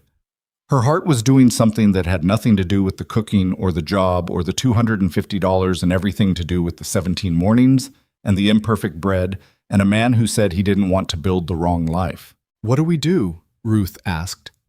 Mara looked up. Both women were watching her, Dolores with her stillness and Ruth with her barely contained alarm. "We finish the kitchen," Mara said. "We clean it. We put everything back where it belongs. And then—" She stopped. She thought about the loan note. She thought about the fence. She thought about $250 and 60 days. "And then I'll pack my things," she said. She said it quietly, without drama, because the truth didn't need dramatizing. Whatever was happening in that yard, whatever Caleb had done or not done, it did not change what she was. It did not change the loan or the land or the practical shape of her life. It did not change the fact that she was the woman who had been told to stay in the kitchen, and that even if the reason for that was burning down around her, she was still in the kitchen, and the kitchen still needed to be cleaned. She picked up the scrub brush and went back to work. Behind her, very quietly, so quietly it was almost not a sound at all, Ruth began to cry. She turned away from both of them to do it, the way the young do when they're trying to be stronger than they feel, and Mara heard it and did not turn around, because Ruth needed that dignity, and Mara needed to keep her hands busy. Dolores, after a moment, went and stood near Ruth without touching her and without saying anything, which was exactly right. Mara scrubbed the mold. She scrubbed it until it was clean, and then she started on the next thing, and the next, because that was what you did when the ground shifted under you. You held on to the nearest solid thing, and you kept doing the next thing until you understood what shape the new ground had. The noise from outside was still happening. Voices, movement, the distinctive sound of an event collapsing in real time. She listened to it with one part of her attention while the rest stayed in the kitchen, with the work, with the particular efficiency of someone who has decided to be finished with something and is making it so. By the time she'd put the last cleaned implement on its shelf, the yard had gone quieter. Not silent, there were still voices, but the acute noise of crisis had resolved into something lower and more sustained, the sound of people managing an aftermath. She took off her apron. She folded it and set it on the work table, which she'd worked at every day for 3 weeks, and which was, she noticed now, shaped the way a place gets shaped when you've spent real time in it. Not physically changed, but weighted differently, the way familiar objects carry the memory of use. She went to get her things. Dolores followed her to the doorway of the kitchen and stood there without speaking, and Mara turned and looked at her. "You'll be all right," Dolores said. It wasn't a question, and it wasn't quite a reassurance. It was Dolores assessing a situation and delivering a verdict, which was what Dolores did, and Mara trusted it more than she'd have trusted anything softer. "Yes," Mara said, "I will." She walked through the kitchen one last time, looking at what 3 weeks of work had built. The ordered shelves, the clean ranges, the cold storage organized to the last jar. She looked at it the way you look at a thing you made that you know you're leaving, trying to fix it in memory before distance makes it abstract. Then she went to pack. Her bag was not large. She'd come with one and she'd pack one, and that was the shape of her life right now, containable, portable, reduced to what fit. She moved through the small room off the cookhouse with the efficient detachment of someone who has learned to leave places without ceremony. Clothing folded. The notebook with its planning sheets, her planning sheets, 3 weeks of calculations and schedules, and the careful architecture of a feast that 200 people had just eaten and marveled at, and whose creator they did not know by name. The tin with the starter, checked, sealed, wrapped. The small photograph of Elias she'd brought because she always brought it, the way some people carry a particular stone, not for logic, just for the weight of it in her pocket. She was done in 12 minutes. She sat on the edge of the cot for a moment, not from exhaustion, but because the practical part of her understood that she didn't have a horse saddled yet, and that walking out into whatever was still happening in the yard without a clear exit was foolish. She would wait 10 minutes and then go to the stable and then go home. She heard the yard through the walls, still the diffuse noise of aftermath, voices without the sharpness of crisis, the sound of a large gathering that has lost its central event and hasn't yet determined what to do about that. Carriages at some point. The Ashcroft family would leave, and the Denver guests, and the people from back east with their impractical luggage. And what would be left would be the ranch and the man who owned it, and the decision he'd made in front of everyone. She didn't know the full shape of what had happened. She knew what Cole had told her, and she knew what she'd seen from the walkway, Caleb standing in the yard looking at the kitchen. And she knew what she felt about it, which was a complicated layering of things she was not prepared to sort through in a room she was about to leave. The knock on the door was not tentative. It was the knock of someone who intended to knock and was doing it. "Come in," she said, because there was no point in doing otherwise. It was not Caleb. It was Margaret Ashcroft. She came in without entirely entering, stood in the doorway in her silk traveling dress, which was the wrong thing to be standing in the doorway of a cookhouse room inn, and looked at Mara with the expression of a woman who has spent the last hour in a situation she didn't engineer and is still working out what she thinks of it. "You're leaving," Margaret said. "Yes." Margaret looked at the bag, at the room, briefly, at Mara. "My daughter said things to you today that were—" She stopped. "Vivian is not a cruel person. She is a person who has never been told no, which produces a kind of behavior that looks like cruelty from the outside." She paused. "I'm not excusing it. I'm explaining it, which is different and probably not something you asked for."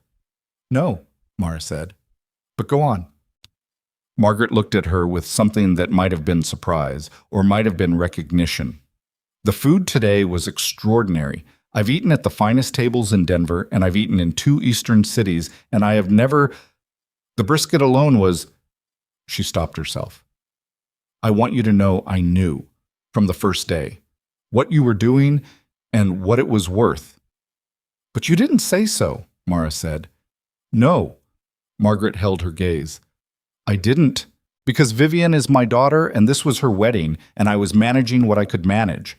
That's also not an excuse. It's just true." She was quiet for a moment. "Caleb, what he did out there?" "I don't need to know about that," Mara said. "I think you do," Margaret said, "not because it changes your situation tonight, but because you deserve to understand what it means." She folded her hands in front of her in the manner of someone organizing a difficult thing into words. He stood in front of 200 people and he said he could not in conscience bind himself to a person who believed that the worth of a human being was determined by their appearance or their position. That was how he said it. He was very calm.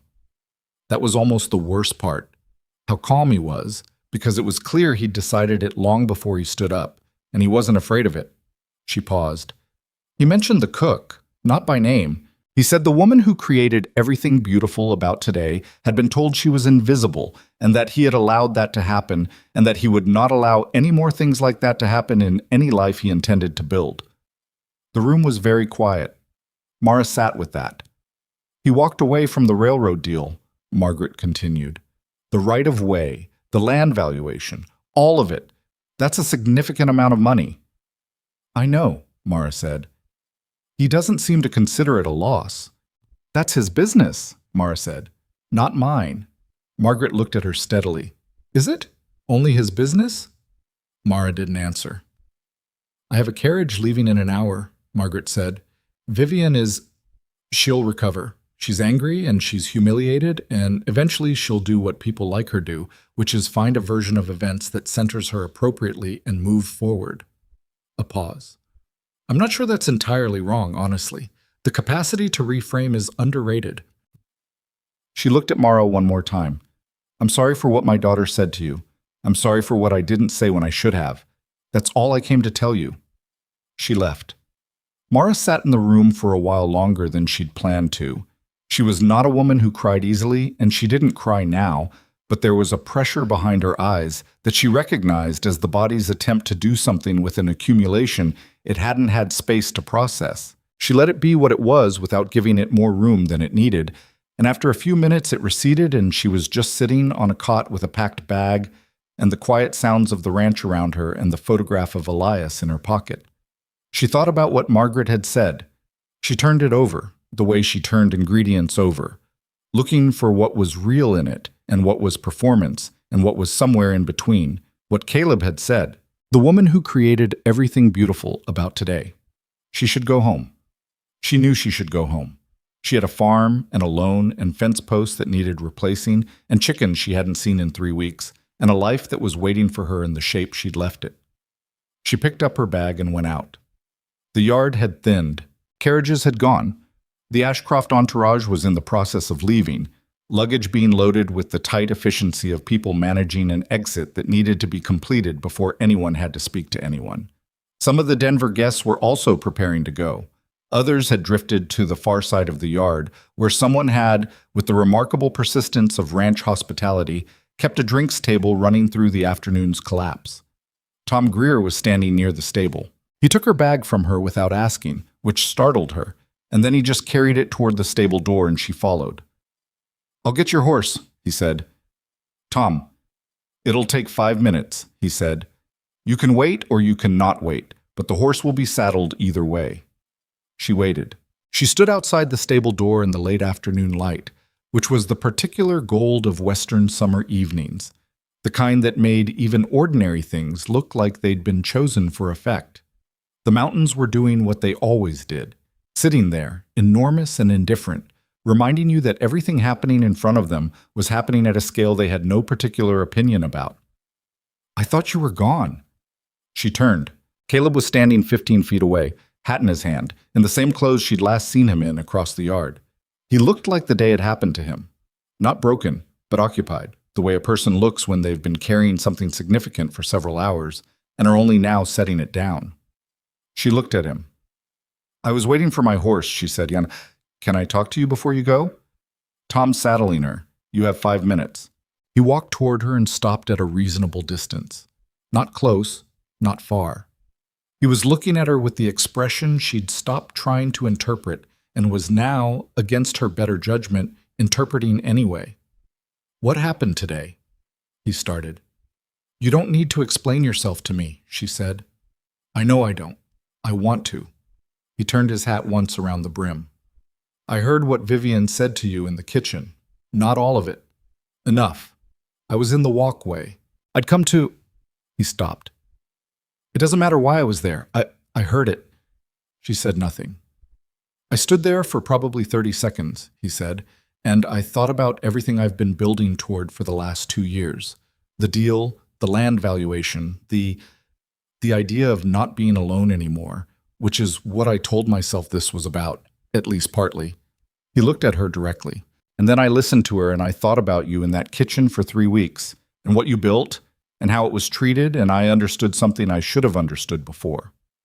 "What did you understand?" she asked, because she was going to ask it even though she was aware that asking it was not the same as being sensible. That I'd been so focused on what the arrangement gave me that I'd stopped looking at what it said about me. What I was willing to accept, what I was willing to let happen around me without saying anything. He paused. "I said something in there about the cook, about what had been done. I should have said your name." "I heard you didn't." "No, I was—" He looked frustrated with himself. "I was still being a coward about the specific thing even while I was being brave about the general one. I want you to know I understand that." She looked at him for a long moment. "You walked away from a railroad deal," she said. "Yes. That's a significant amount of money. So people keep telling me." He didn't look like a man who'd made a financial error. He looked like a man who'd put something down that had been heavier than it looked. "The ranch runs without the right of way. It ran before. It'll run again. It'll be harder." "Probably." He met her eyes.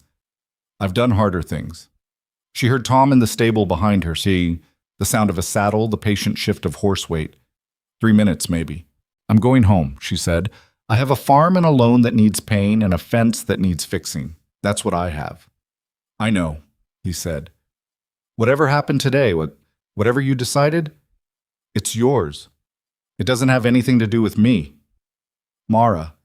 He said her name the way he'd said it that one morning in the kitchen, with the same weight. "I didn't stop that wedding because of you. I want to be honest about that. I stopped it because I finally looked at what I was doing and understood I couldn't do it. That's mine, not yours." He paused. "But I'd be lying if I said you weren't part of why I could finally see it clearly." She held very still. "Go home," he said. "Pay your loan. Fix your fence. That's what you should do. I'm not asking you for anything tonight." He looked at her steadily. "I just want you to know what's true before you leave, because you deserve to know what's true." Tom appeared in the stable doorway with her horse, saddled, and handed her the reins without ceremony. She took them. She put her foot in the stirrup and swung up, and from the height of the saddle the yard looked different, smaller, more contained, the proportions of the day rearranged. She looked down at Caleb. "You should know," she said, "that what you said out there, about not letting things like that happen, about the cook." She paused, choosing words with the same precision she chose everything. "You should have said it on day one. You knew who she was and what was happening to her, and you said nothing for 3 weeks." He took that. He didn't flinch away from it or excuse it. "Yes," he said. "I know." "That's worth understanding," she said, "not as an accusation, as a fact." "I understand it," he said. She looked at him for a moment longer, and then she turned the horse and rode out of the yard. She didn't look back, not because she was performing indifference, but because the road home required attention and the horse needed to be managed, and she had a 20-mile ride in the late afternoon, and she was, above all other things, a practical woman who understood what the current task was and did it. She'd been riding for 40 minutes when she realized her hands were not entirely steady on the reins. She stopped the horse on a rise where the road curved and the landscape opened up to the west, the kind of view that appears without warning in this country, enormous and sudden, the mountains doing their enormous thing in the distance and the light going orange across all of it. She sat there for a while. The horse grazed the rough grass at the road's edge. The light changed the way it does in the last hour before dark, slowly and then all at once.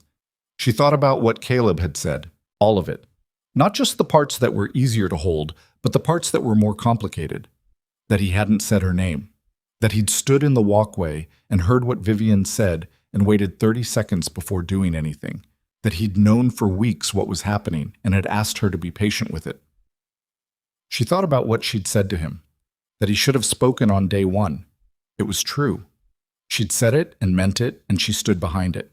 She also thought about the imperfect bread, about what it meant that a man who owned 1,000 acres of productive ranch land had gotten up in the dark and tried to make her recipe because she'd said something about knowledge living in the hands, and he'd wanted to understand it. People were not one thing. She'd learned that from 30 years of marriage and 42 years of living. Elias had been the most hopeful man she'd ever known, and also the least practical, which had cost them both more than once. Her own mother had been sharp-tongued and occasionally unkind, and also the person who'd given her the starter and the knowledge and the patience to use it. Nobody was one clean thing. Caleb had been a coward about the specific thing while being brave about the general one. He'd said so himself. He'd said it and owned it, without asking her to let him off the hook for it, which was more than most people managed. She turned the horse and rode on. The farm looked exactly as she'd left it, which was to say it looked like something that needed work. The east fence still sagging, the kitchen garden gone slightly wild in 3 weeks of absence, the cabin sitting on its rise above the creek with the settled patience of something that doesn't go anywhere. Edna Marsh came out from the neighboring property the next morning to return the chickens, all of them present, plus one more, which Edna presented with a meaningful look, and the information that the rooster had apparently had a productive 3 weeks. "You all right?" Edna asked, looking at Mara with the careful attention of a person who has known someone long enough to see through ordinary answers. "I'm fine," Mara said. "I'll be fine." "There's a difference," Edna said. "I know." Mara looked at the chickens settling back into their yard. "I'll be fine. Give me a few days." She paid the loan on the 9th day home, rode into Dunbar, walked into the law office with the envelope she'd prepared, laid it on the desk of the precise handwriting man, and waited while he counted it and wrote the receipt. He stamped the paper and handed it across the desk, and she folded it and put it in her pocket and walked out. She stood on the boardwalk outside for a moment in the late morning sun. $230. 60 days of threat that was now over. The land was hers, not technically hers until the final note cleared through the bank, but practically hers, functionally hers, the way it had always been the thing she was working to keep. She went to the feed store and bought what she needed for the east fence. The fence took 4 days. She worked it alone, replacing the rotted posts, restretching the wire, doing the kind of physical labor that she'd always found clarifying, not because it stopped her from thinking, but because it gave the thinking something to organize around. Her hands found the work, and her mind went where it needed to go. She thought about the kitchen. She thought about Dolores and Ruth and what they'd built in that space. She thought repeatedly and against her intentions about a man standing in a yard with his hat in his hand saying, "I want you to know what's true before you leave." She thought about what she wanted. That was the question she'd been avoiding because she was practical and her life had trained her to deal in what was real and available rather than in wanting, which was less reliable. But on the third day of fence work, alone on the east line with the mountains in the distance, she admitted to herself that she knew what she wanted and that wanting it didn't make her foolish. It just made her a person. On the fifth day home, a letter arrived. She almost knew it before she opened it. The envelope, the handwriting she recognized as slanted and occasionally crossed out. "Mara, I owe you the pay we agreed, and I have it waiting. I'd prefer to deliver it in person rather than through the post, if you'll permit that. Not as a means of pressing anything, but because it seems right after everything. I'll come when you say, or not at all, whichever you prefer. The kitchen is very quiet. Dolores said to tell you the starter is doing fine. I didn't ask her what that meant, but I think you will know. CM." She read it twice. She sat at her kitchen table, which was her own table, in her own kitchen, in the cabin that was now hers without condition or threat, and she read it twice. She wrote back the same day. One paragraph. She told him the pay could wait, that she knew it was coming and trusted it would arrive. She told him she was well and the farm was in order. She told him, after a pause in which she considered and reconsidered, that if he wanted to come, he could come on Saturday in the afternoon, and she would have coffee ready. She sealed it and rode to town and sent it before she could change her mind. Saturday came in the way Saturdays come on a working farm, with no ceremony and no accommodation of significance, just the ordinary business of feeding and checking and fixing, the work that didn't know or care that anything particular was happening. She did it all at her usual pace. She made coffee at 2:00. He arrived at 2:30, which told her the timing had been deliberate, late enough not to seem eager, early enough not to seem reluctant. He came on horseback, alone, in working clothes rather than anything that might have read as occasion, which she thought was correct. She met him in the yard. "The fence looks good," he said, looking at the east line. "I did it myself," she said. 4 days. "It shows." He meant it as a compliment, and it landed as one. He looked at the cabin, the garden, the slope down to the creek. "It's good land." "Elias thought so," she said. "He was right about it."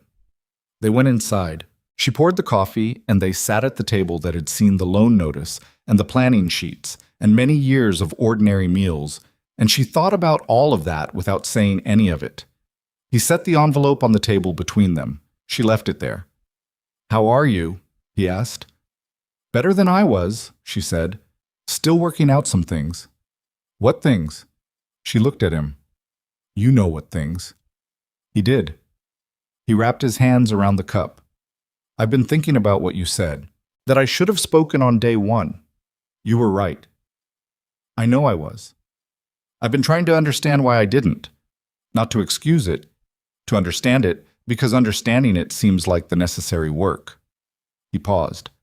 "I think I'd been practical for so long, in the arrangement, in the business of the ranch, in the way I'd structured everything since my brother died, that I'd stopped asking whether what I was being practical about was worth the practicality. And you walked in and you were practical too, but in the service of something real, your skill, your farm, something that mattered."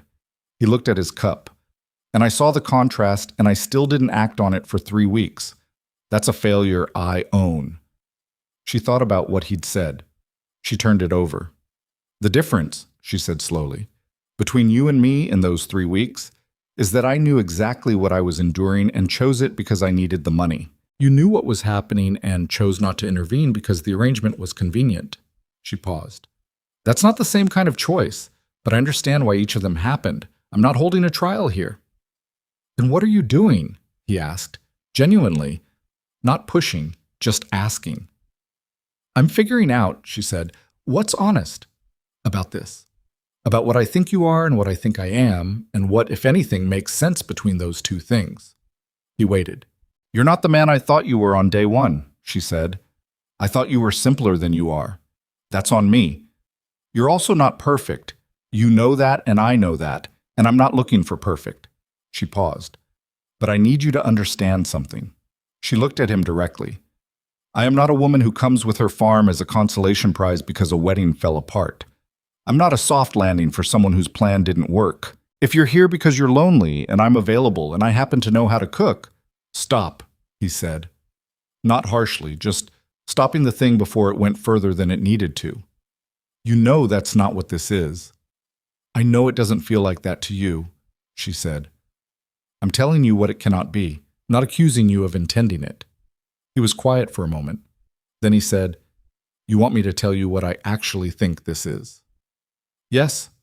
He set down his cup. He looked at her with the expression she'd seen across a kitchen work table at 5 a.m, the one she'd stopped trying not to interpret. I think you're the most competent person I've ever met. I think you're also one of the loneliest, and you've turned the loneliness into something functional, which I recognize because I did the same thing. I think you've been managing your own grief and your own survival with both hands for over a year, and you haven't stopped moving long enough to ask whether you want something different. And I think, he stopped, started again. I think I want to build something real, not a deal, not an arrangement, something I can look at in 20 years and recognize as what I actually wanted. He paused. I think that might involve you, if you have any interest in that whatsoever. The kitchen was very quiet. Outside, the chickens were doing what chickens do. The creek was running. The east fence was holding. Mara looked at Caleb Mercer across the table where the loan receipt was now in her pocket, and the $250 were sitting in their envelope between them, and she thought about all the practical things she'd organized her life around, and how they hadn't been wrong. The practicality had saved her.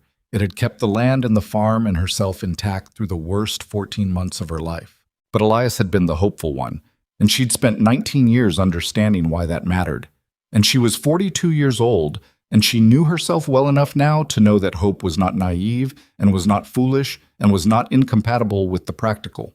It was, in fact, the thing that made the practical worth doing. I'm not easy to know, she said. I have opinions about everything. I will tell you when you're wrong. I don't cook for people because it makes them happy. I cook because it's what I am, which is different.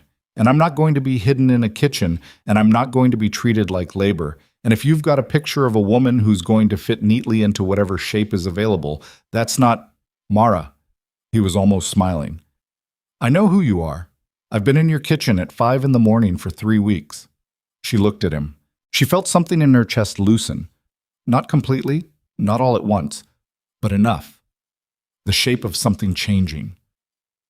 I need time, she said, to think. Not because I don't know what I think. I know what I think, but because I need to do this at my own pace and in my own way. I know, he said. I'm not in a hurry. That might be a lie, she said. People always think they're not in a hurry until they are. Then I'll be honest when it stops being true, he said. That's all I can offer. She considered that. It was, she thought, about as honest as anyone could be about a thing like this, which put it ahead of most promises she'd heard in her life. Come back in 2 weeks, she said. I'll have an answer. To what question? He asked. You'll know it when I give the answer, she said. He picked up his hat. He stood, and she stood, and they were in her kitchen in the late afternoon light. And he looked at her with the expression that had no clean name for it, and she looked back at him and let it be what it was. 2 weeks, he said. 2 weeks, she said. He left. She heard the horse on the road, the sound of it diminishing and then gone. And then the farm was quiet around her, and she was alone in it, which she knew how to be and which was not, she thought, what she wanted to be indefinitely. She sat back down at the table. She put her hand over the envelope with the money in it. Underneath her palm, she could feel the solidity of what she'd earned, what she'd built, what she'd refused to compromise even when the compromise would have been easier. She thought about Elias. She thought about him without the specific weight of grief, which surprised her. Not that she thought about him, but the quality of the thinking. The way a person who has been gone 14 months can still feel present in a kitchen, in the way the work happens, in the standards you hold because they formed alongside someone who believed you were worth holding to standards. She thought he would have liked Caleb. Not immediately, and not without reservations. but eventually. He had liked people who meant what they said and worked with their hands and were willing to be wrong. She made supper, alone, quietly, in her own kitchen, making the food she wanted to make in exactly the way she wanted to make it, with no audience and no performance and no one to answer to. It was, she thought, eating in the evening quiet with the last light through the west window, exactly as good as it needed to be. The 2 weeks passed the way work weeks pass on a farm, not slowly, not quickly, but with the particular fullness of days that have too much in them to allow much reflection until the evening, when the reflection arrives whether you invited it or not. Mara fixed the kitchen garden first. 3 weeks of absence had let the weeds establish themselves with the confidence of tenants who believe they've been given the place, and she spent 2 full days pulling them out by the root, which was the only way that actually worked. Then the root cellar, which needed restocking for the coming winter. Then the chicken yard fence, which had developed a soft spot near the northeast corner that the new rooster had apparently identified as a project. Then the smokehouse, which needed a new door hinge and fresh clay around the base of the chimney. She worked with the same deliberateness she brought to a kitchen, task by task, in the order that made sense, without rushing the parts that needed time and without wasting time on the parts that just needed doing. The farm responded to attention the way it always had, the way Elias had always said it would. He'd called it a living thing, the farm, said you could feel it when it was being neglected. She'd always thought that was him being romantic about dirt and timber, but 14 months of running it alone had changed her thinking on that. The letter from Ruth arrived on the 9th day. She hadn't expected it. Ruth was not, she'd thought, much of a letter writer. She was a doer, a mover, a woman whose energy expressed itself in motion rather than words. But the letter was 3 pages, written in the slightly too careful script of someone who took letters seriously. She said that the ranch was different since the wedding. Not bad different, necessarily, but different in the way that a place is different when the thing everyone was pretending was normal stops being pretended. Caleb had dismissed 2 of the house staff that Vivian had brought in, not cruelly, just cleanly. Their employment had been tied to the wedding arrangements, and those arrangements were done. The Ashcroft carriages had left on the evening of the wedding day and hadn't returned. She said that Dolores had taken on a supervisory role in the main kitchen, which Ruth thought Mara would want to know because it was right and correct and should have happened before. She said that several of the wedding guests, the Denver women, 2 of the families from back east, had sent letters to the ranch afterward asking about the food, specifically about the bread, specifically about who had made it. Mara read that sentence twice. She said, "Caleb told them your name, every single one. He told them your name and where your farm was, and that if they wanted to find the best cook in the territory, they should write to Mara Whitlock in Dunbar County." Mara put the letter down on the kitchen table and looked at it for a moment. Then she picked it up and finished reading.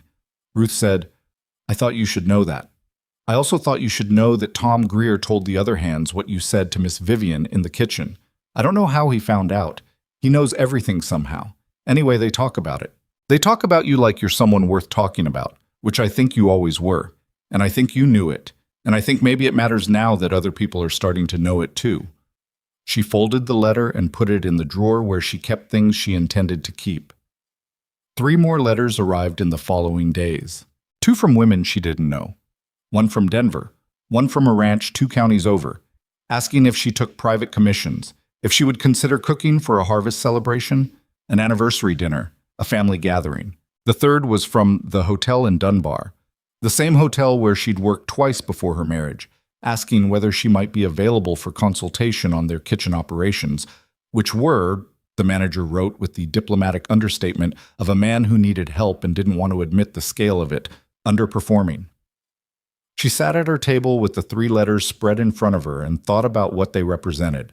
She'd spent 3 weeks being invisible on purpose, by order, told to stay behind a door, and what had come through that door anyway, what had traveled out past the order and the instruction and the deliberate erasure, was the food. The bread that a man from Denver wanted the recipe to. The brisket that had made 200 people stop talking about the wedding and start talking about the meal.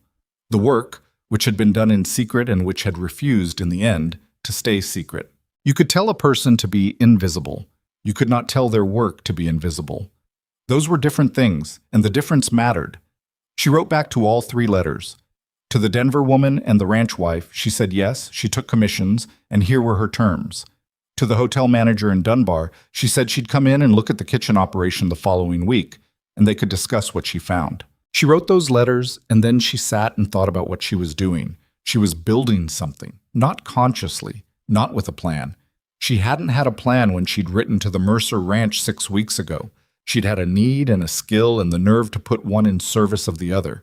But something was accumulating, the way a starter accumulates, slowly, through daily tending, through the particular alchemy of time and the right conditions, until what you have is something alive that produces results beyond what any single ingredient could account for. She thought about that for a while. On the 14th day, the morning of the day she'd told Caleb to come back, she woke before dawn and made bread.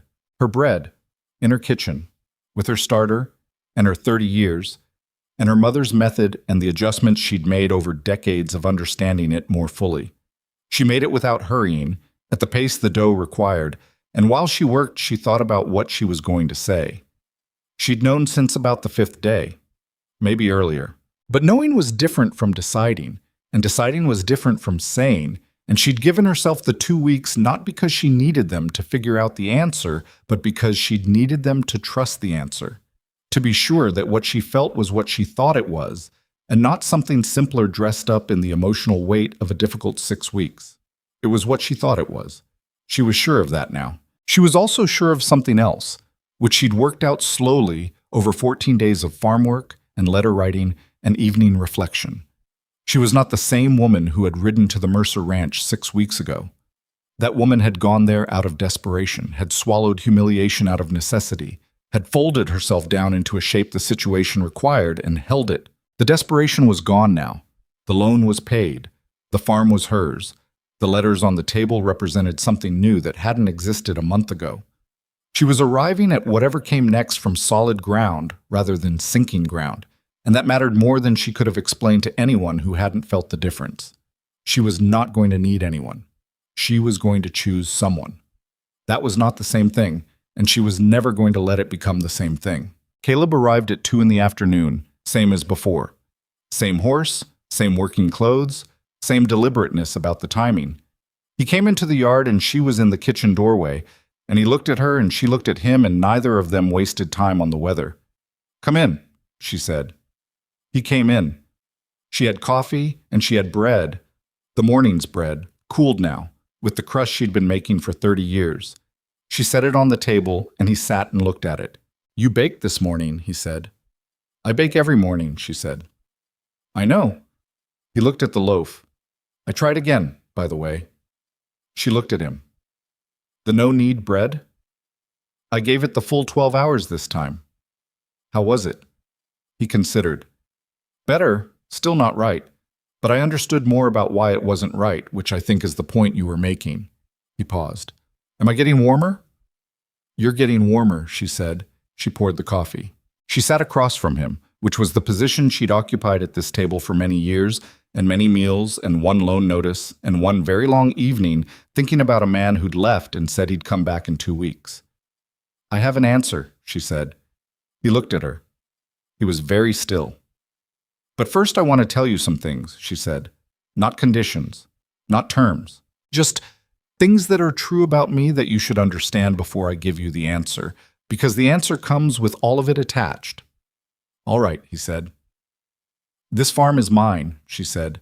"Not mine in the way married women's property is usually theirs.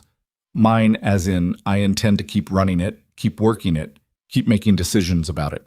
If anything changes between us, this land stays what it is.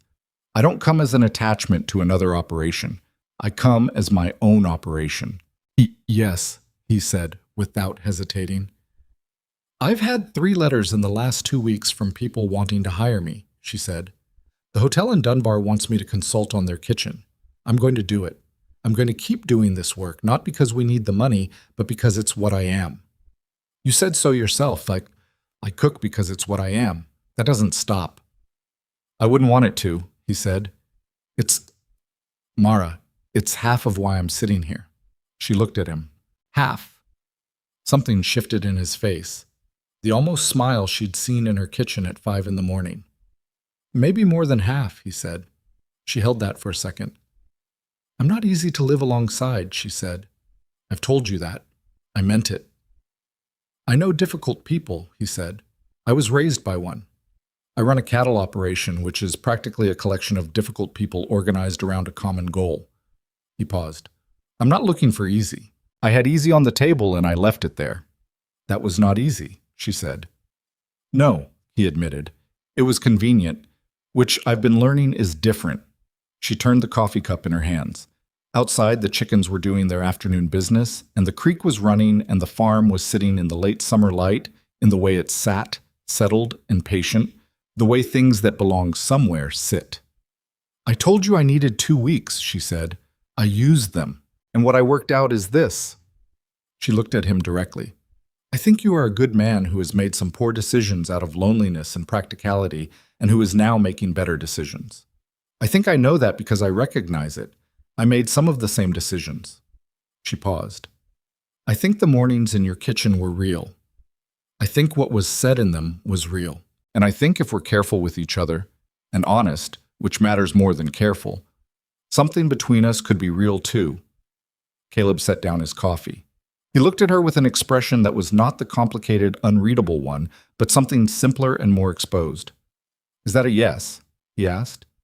It's the beginning of a yes, she said. The rest of it takes time. I'm not in a hurry.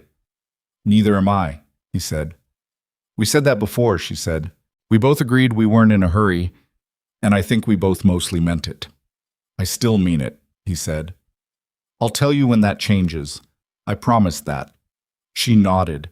She looked at the bread on the table, and then she picked it up and tore it in half, and gave him half, and kept half for herself. It was the same bread she'd made for 30 years. It was her mother's method, and her own starter and her own hands, and no occasion required. He took it. He tasted it. He was quiet for a moment in the way he got quiet when something had landed properly. It's different in your kitchen, he said. How? He considered.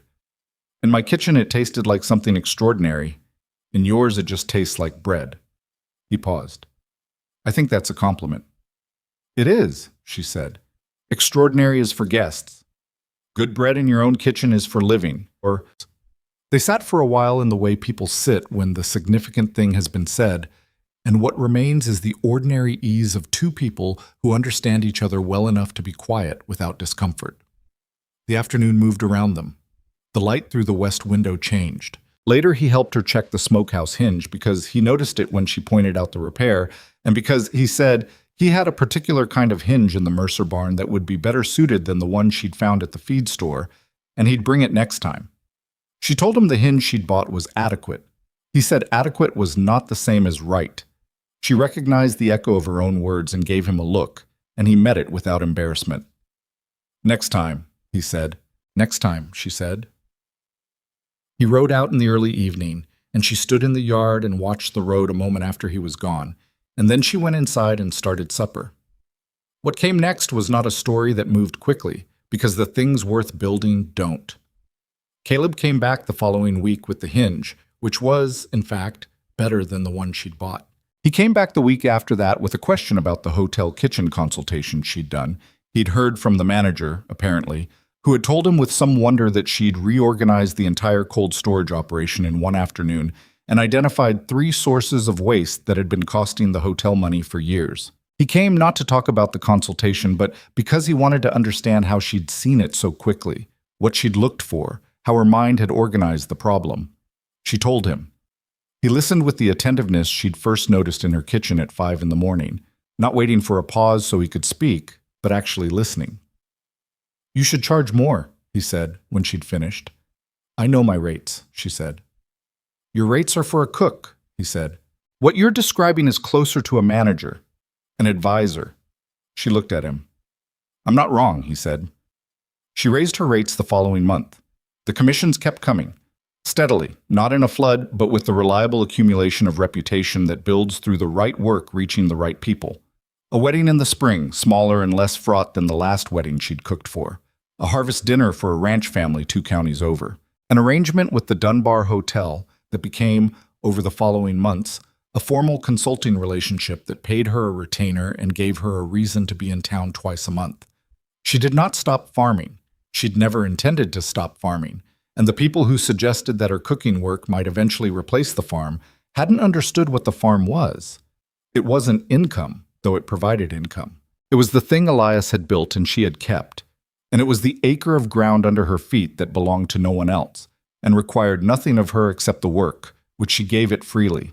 She learned over those months the particular texture of a life that was hers in a way her life had not been fully hers since Elias died. Not because she'd been incomplete without him.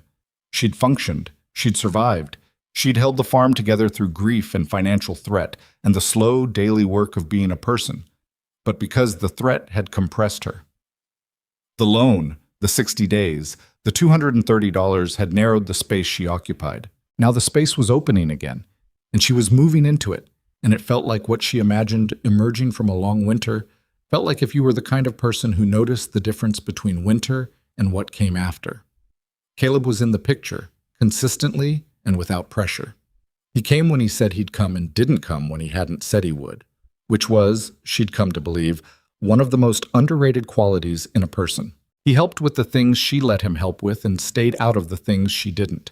He argued with her, genuinely, not performatively, about the smokehouse and the root cellar organization, and once, memorably, about the best method for preserving late-season tomatoes, an argument she won because she was right, but which he didn't concede easily, which she respected. She knew somewhere in the third or fourth month that this was what it was going to be. Not a question she was still working through, but a fact of her life taking shape. She also knew, and thought about often, in the way she thought about things that had weight to them, that she would not have been able to see it clearly if she'd arrived at it from desperation. If the farm had still been under threat, if the loan had still been pressing, if she'd still been the woman who needed $250 badly enough to swallow anything, she might have made the same choice, but she wouldn't have been able to trust it. The difference between choosing something because you want it and choosing it because you need it is everything, and she'd needed to be on the right side of that difference before she could let anything else become real. That was what those 2 weeks had been for. They were married in the following spring, on a Saturday in late April, when the land was doing the tentative, stubborn thing it does at the edge of warmth, the green coming back through the brown in the particular way of high-altitude country that doesn't commit to seasons until it's certain. The ceremony was on her land specifically, not the Mercer Ranch, not a church in Dunbar, not a borrowed hall, her land, on the rise above the creek, where you could see the mountains if the day was clear enough. It was clear enough. They had 14 people. Edna Marsh, who cried without any apparent shame about it. Tom Greer, who stood in the back with his hat in his hands and didn't say anything notable but was there, which was its own kind of statement. Dolores, who had come 50 miles for the occasion, and who looked at the farm the way she'd looked at the kitchen on that first morning, with the focused assessment of a woman who was determining whether something was worth her respect. Ruth, who had somehow arranged to bring flowers from somewhere, and who spent the ceremony with an expression of vindicated satisfaction that Mara thought she'd earned. The Dunbar hotel manager, 2 of Caleb's hands. A neighbor family whose children had been fed from Mara's kitchen more than once, and who brought enough food of their own to double what she'd planned. Caleb's face, when she walked across the grass toward him, was the face of a man who had made a decision he intended to keep and was not afraid of what it cost. She thought about that as she walked, about what things cost and what they were worth, and how those were sometimes the same number and sometimes nothing close to it. She'd spent her life in the currency of work, real work, the kind that built and fed and maintained, the kind that didn't stop when the occasion was over because there was always a next occasion and the preparation for it had already begun. She'd been told that work made her invisible. She'd discovered that it didn't. It couldn't. You could put a door between the work and the world, but what came through the door was the thing itself, undeniable and unownable by anyone who hadn't done it. She'd cooked a feast for 200 people and been told she didn't exist. And now she was standing on her own land in her own clothes with her name on 3 separate contracts and her starter still alive on the shelf in the kitchen behind her. And the people who mattered to her were standing in the grass watching her marry a man who had tried to make her bread and given it 12 hours and understood the difference. There were no speeches. Caleb had asked if she wanted speeches and she'd said no, which he'd accepted immediately, which was another point in his favor. The words between them were private and short and specific, the way real things tend to be, and when they were done, the 14 people made the noise that 14 people make when something has been witnessed and there was food, because there was always food, and the afternoon did what afternoons do.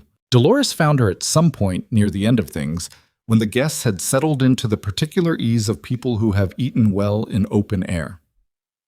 "The bread's the same," Dolores said. She'd been in the kitchen earlier, helping, which had not been requested, but which Mara had not attempted to prevent because Dolores in a kitchen was Dolores in a kitchen. "It's always the same," Mara said. "That's the point of it."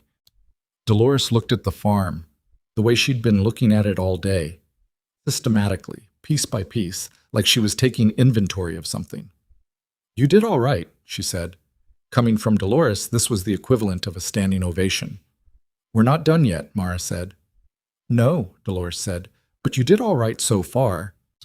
Later, after the guests had gone and the afternoon had become evening and the farm had returned to itself, Mara and Caleb sat on the step outside the kitchen door, not talking much. The mountains were doing what they always did, and the creek was running and the chickens had gone in. "I've been thinking," Caleb said. "When aren't you?" she said.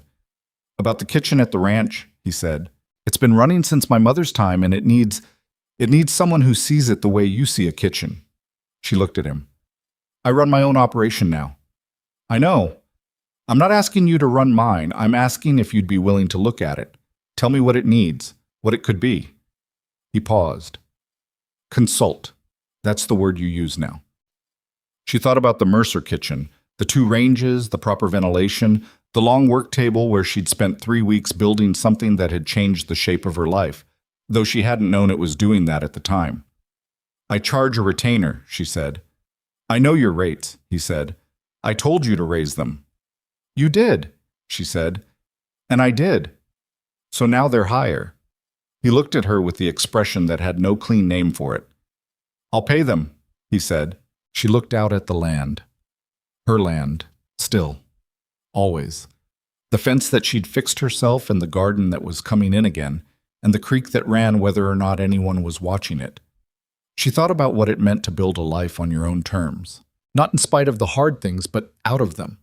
Taking the grief and the threat and the humiliation and the 5 a.m. conversations and the imperfect bread and making something from all of it that was more than the sum of its difficulties. She thought about what it meant to be worth something you couldn't make invisible, no matter how many doors you put between it and the world. The work that speaks when the voice is told to be quiet. The skill that travels farther than you're allowed to go. The name that gets spoken eventually, in the right rooms, by the people who recognize what they're tasting. She thought about Elias, who had been the hopeful one, and who had given her 19 years of understanding why hope and practicality were not opposites but partners, each one keeping the other honest, each one giving the other ground to stand on. She thought about her mother's starter in the jar on the kitchen shelf, alive still, after all of it, after everything. "All right," she said. "I'll look at the kitchen." Caleb said nothing. He didn't need to. He understood, as she did, that the small things were how people communicated the large things, and that "I'll look at the kitchen" for Mara Whitlock meant something that neither of them needed to spell out at the end of a long day on the right kind of ground. The mountains were dark against a sky that had gone from orange to purple to the deep blue that precedes actual night. The farm settled around them, the particular settling sound of a place at the end of a day that had been what it was supposed to be. She was not a woman who had triumphed over anything dramatic. She hadn't fought a villain or won a grand battle. She had held on to a piece of land and a jar of starter and her own knowledge of who she was, through the kind of ordinary difficulty that doesn't look like much from the outside but weighs exactly as much as it weighs when you're carrying it. She had been told she was invisible, and she had refused, without fanfare, to become invisible. She had chosen, when the choice came, from a position of wholeness rather than need. That was not a small thing. It didn't look large from the outside. Most true things don't. But the people who had eaten her food knew it. The women who had written her letters knew it. Dolores knew it. And Ruth, and Tom Greer, in his particular silent way. And a man sitting on a step beside her who had driven a bad patch of bread dough for 12 hours because she'd said something worth understanding. And she knew it. She had always known it. That, finally, was enough.